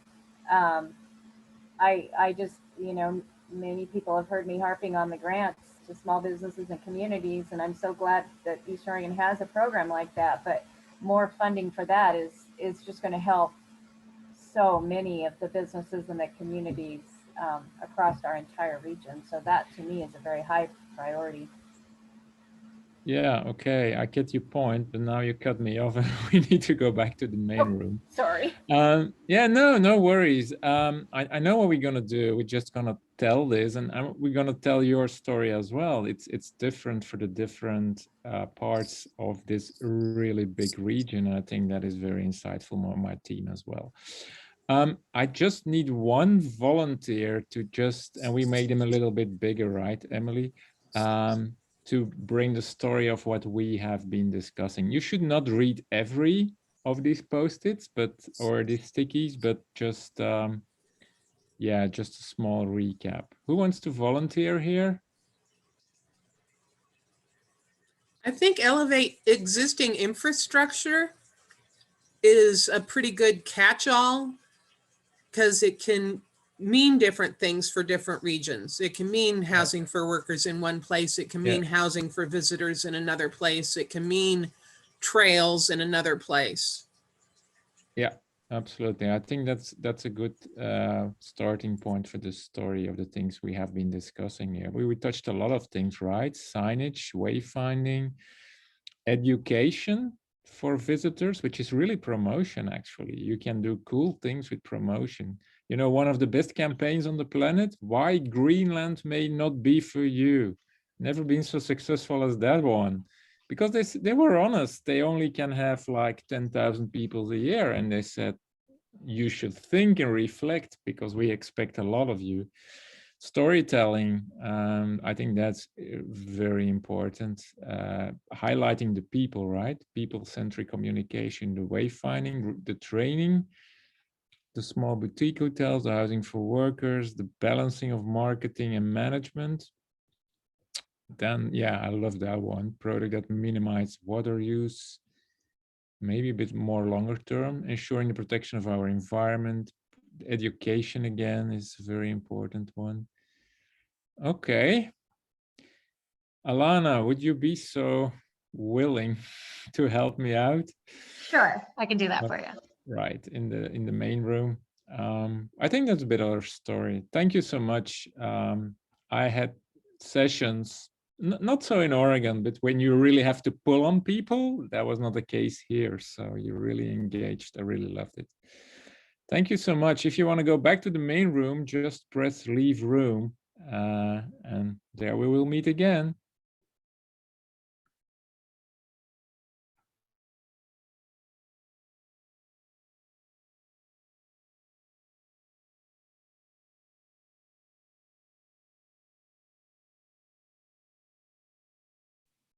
You're back so early. Yeah, we had not enough time to prioritize. I need another 10 minutes, so there was no use in doing that, Shannon. No, So we're going to tell the story of all the things we discussed. good. Very good.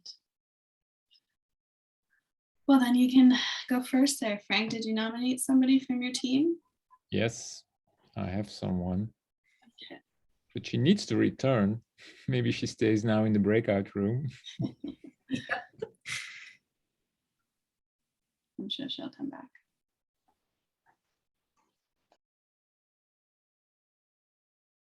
All right.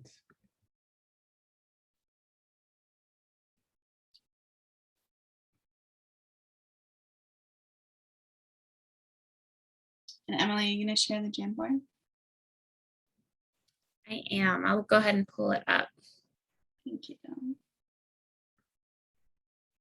And who did you nominate, Frank? I nominated Alana. Alana.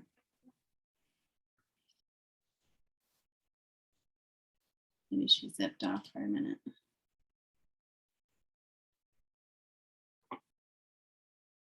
Okay, well, maybe we'll start with somebody else. Rebecca, why don't you, since I forgot you last time, why don't you go first? I don't take it personally. Please don't. It's very un-Canadian of me. Yeah, no. Okay, Roberta has been voluntold. But I will put my, I will share my screen. And move it over a little so we can see it. Is that okay for you, Roberta? Yeah, so we have clusters. I'm going to, the first cluster I'm going to start, so let me explain our stickies. The pink are social, the green are environmental, and the yellow are economical.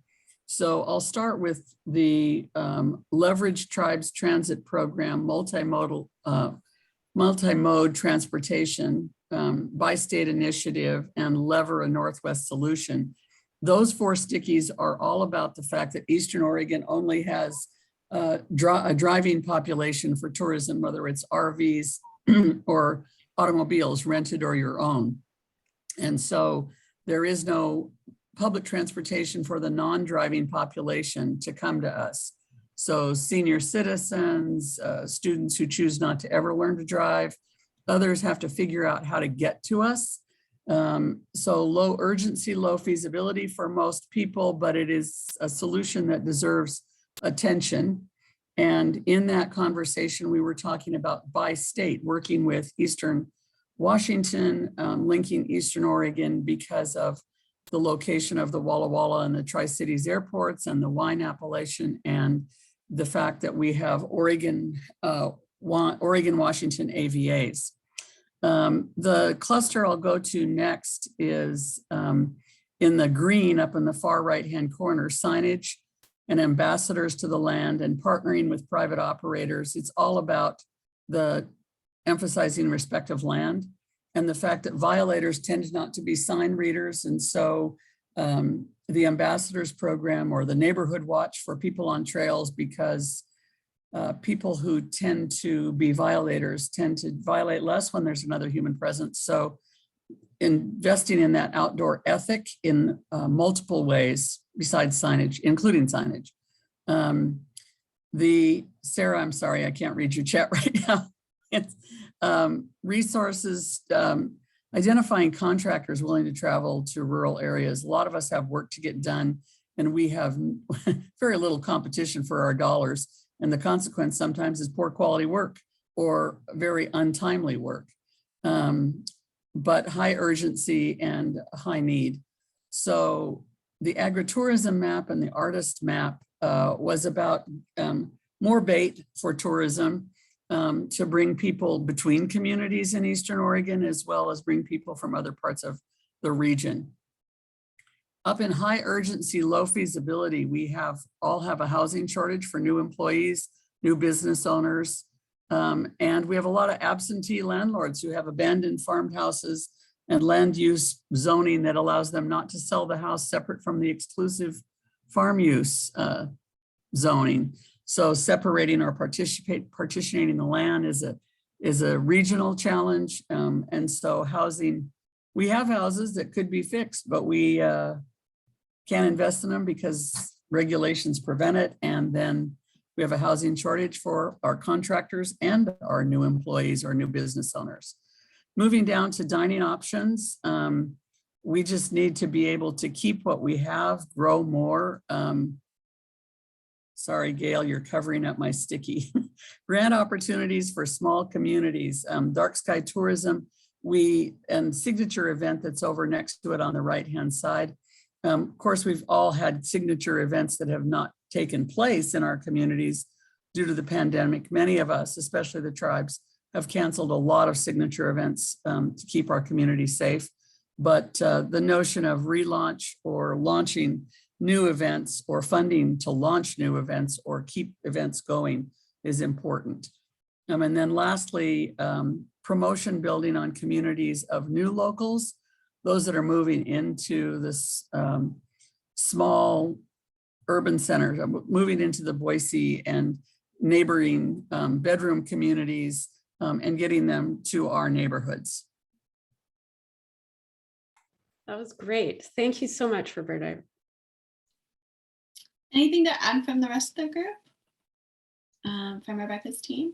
You did a great job, Roberta, covering all of that. Okay. And as always, feel free to add questions or thoughts in the chat box. Frank, do we have Alana back? Yes, we have her back, and she's willing to do this. Awesome. All right, sorry about that earlier, but so we did not get to the prioritizing, but we had a lot of great discussion and conversation.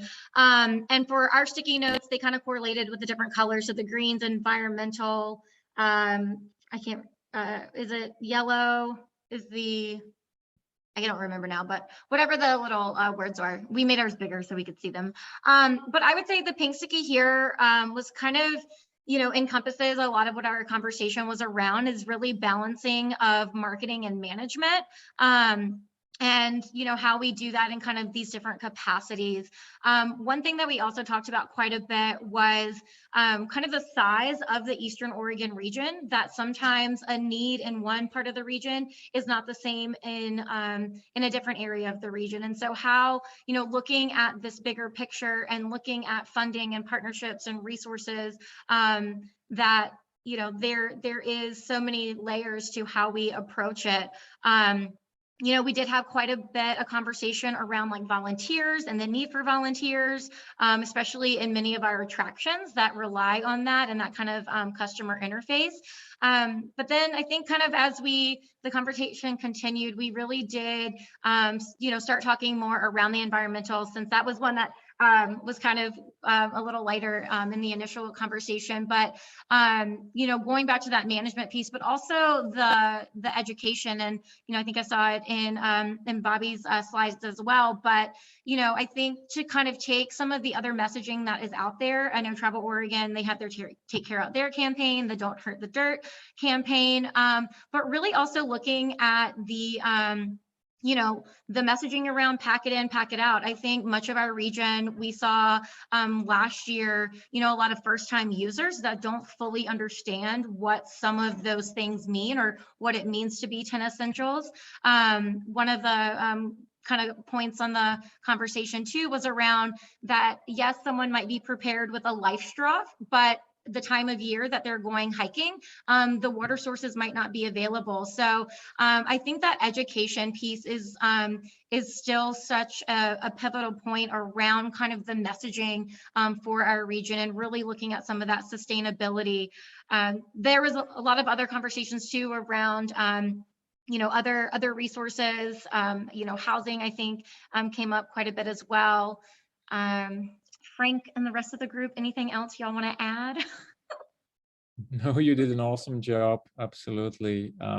What really resonated with me is that volunteer program, and that some volunteers are aging and there is a burnout and something must be done there for sure. But no, you did an awesome job. Thank you so much, Alana. Thanks, Alana and team. Lastly, William, your group. Who did you voluntold? I voluntold Randy. Randy. Yeah, so our group was decidedly oriented toward the upper right quadrant, that there was some high feasibility, high importance and impact opportunities. Education was a real theme in our comments and the way we couched our categories. Education around place, education around water, and education that is an where it exists as an opportunity between urban and rural, say urban travelers and the rural communities that they're seeking to find authentic experience in. An example was given from Oregon State University and the student exchange program that existed some years ago. We acknowledged that things are changing, that in the future there will be more electric vehicle travel. So infrastructure that serves that traveling mode might even be not only having to look at distribution of facilities, but looking at ways potentially where those stopped kind of locations where you have to stop and charge might be combined with educational opportunities, with potentially even equipment sharing opportunities, outdoor equipment, whether that's pack it in, pack it out, or it's sanitation equipment, or that kind of approach. We talked about a point of pride amongst many rural Oregon communities that produce drinking water. And so they try to produce really great water, and there's kind of a competition. So build on that and talk about water and water quality across Eastern Oregon, to recognize for the traveling visitor that it's a finite resource. It's important to economy, and we treat it that way. So that's another point of education. I think the other point that we put in the upper right-hand corner for sure was around climate action messaging, and that connects to water as well. Water connects to agriculture and agritourism. So having highway signage that celebrates and identifies for the traveler what's being grown there. This is what you're seeing, this is what you're looking. That's Black Angus, that's alfalfa or Timothy or potatoes. One of the statistics I love is that if you've lived in the Pacific Northwest for any length of time, it's a statistical certainty that any French fry you've eaten came from Morrow or Umatilla County. So, that kind of approach connects the visitor to community. And there's some logistics involved, but that might even be an opportunity. Interacting with the farmer to put signs on his or her fence. Who does that? Maybe that's 4-H, maybe that's a local group. So that's logistics. Let's see, opening doors, connecting people, softening the East-West divide. I think the comment that I heard that resonated with me, I'm not sure we got it in a box, but that our differences are real, but our differences are also what makes us unique, and it makes place unique. And so nothing to shy away from, in fact, might even be something we celebrate. Infrastructure, broadband came up earlier, the lack of it, and we're growing toward it. But as we do and move toward 5G, making information available about road conditions and fuel availability and traveling infrastructure. So wayfinding infrastructure. Thanks, Randy. Great summary. Yes, it was. Thank you. And thank you so much for just participating today. I've been hearing a lot from the team throughout the day that there's been so much great discussion. So really looking forward to diving into all of the insights that really help derive and validate the transformational strategy, which is really actually a good way into our wrap up and what's next. So like I said, our team will be finishing off the co-creation labs this week with the other 3 regions on top of what we completed last week. And then from there, it's really about presenting all of these insights and the framework that really will validate and drive the transformational strategy to Travel Oregon. So that will be probably in the November-December timeframe. So it's not just part of the co-creation labs, but also a lot of the learnings we gathered from the destination assessment, from the governor's conference, from our sort of phase 1 discovery, pretty much all of the insights and learnings we've gathered from the last 8 months to really drive what that transformational strategy looks like. Hey, Shannon, Yeah. We can't see the screen. Oh, it's saying I'm sharing. Hold on. Sorry. Let me try that. Yeah, again. no worries.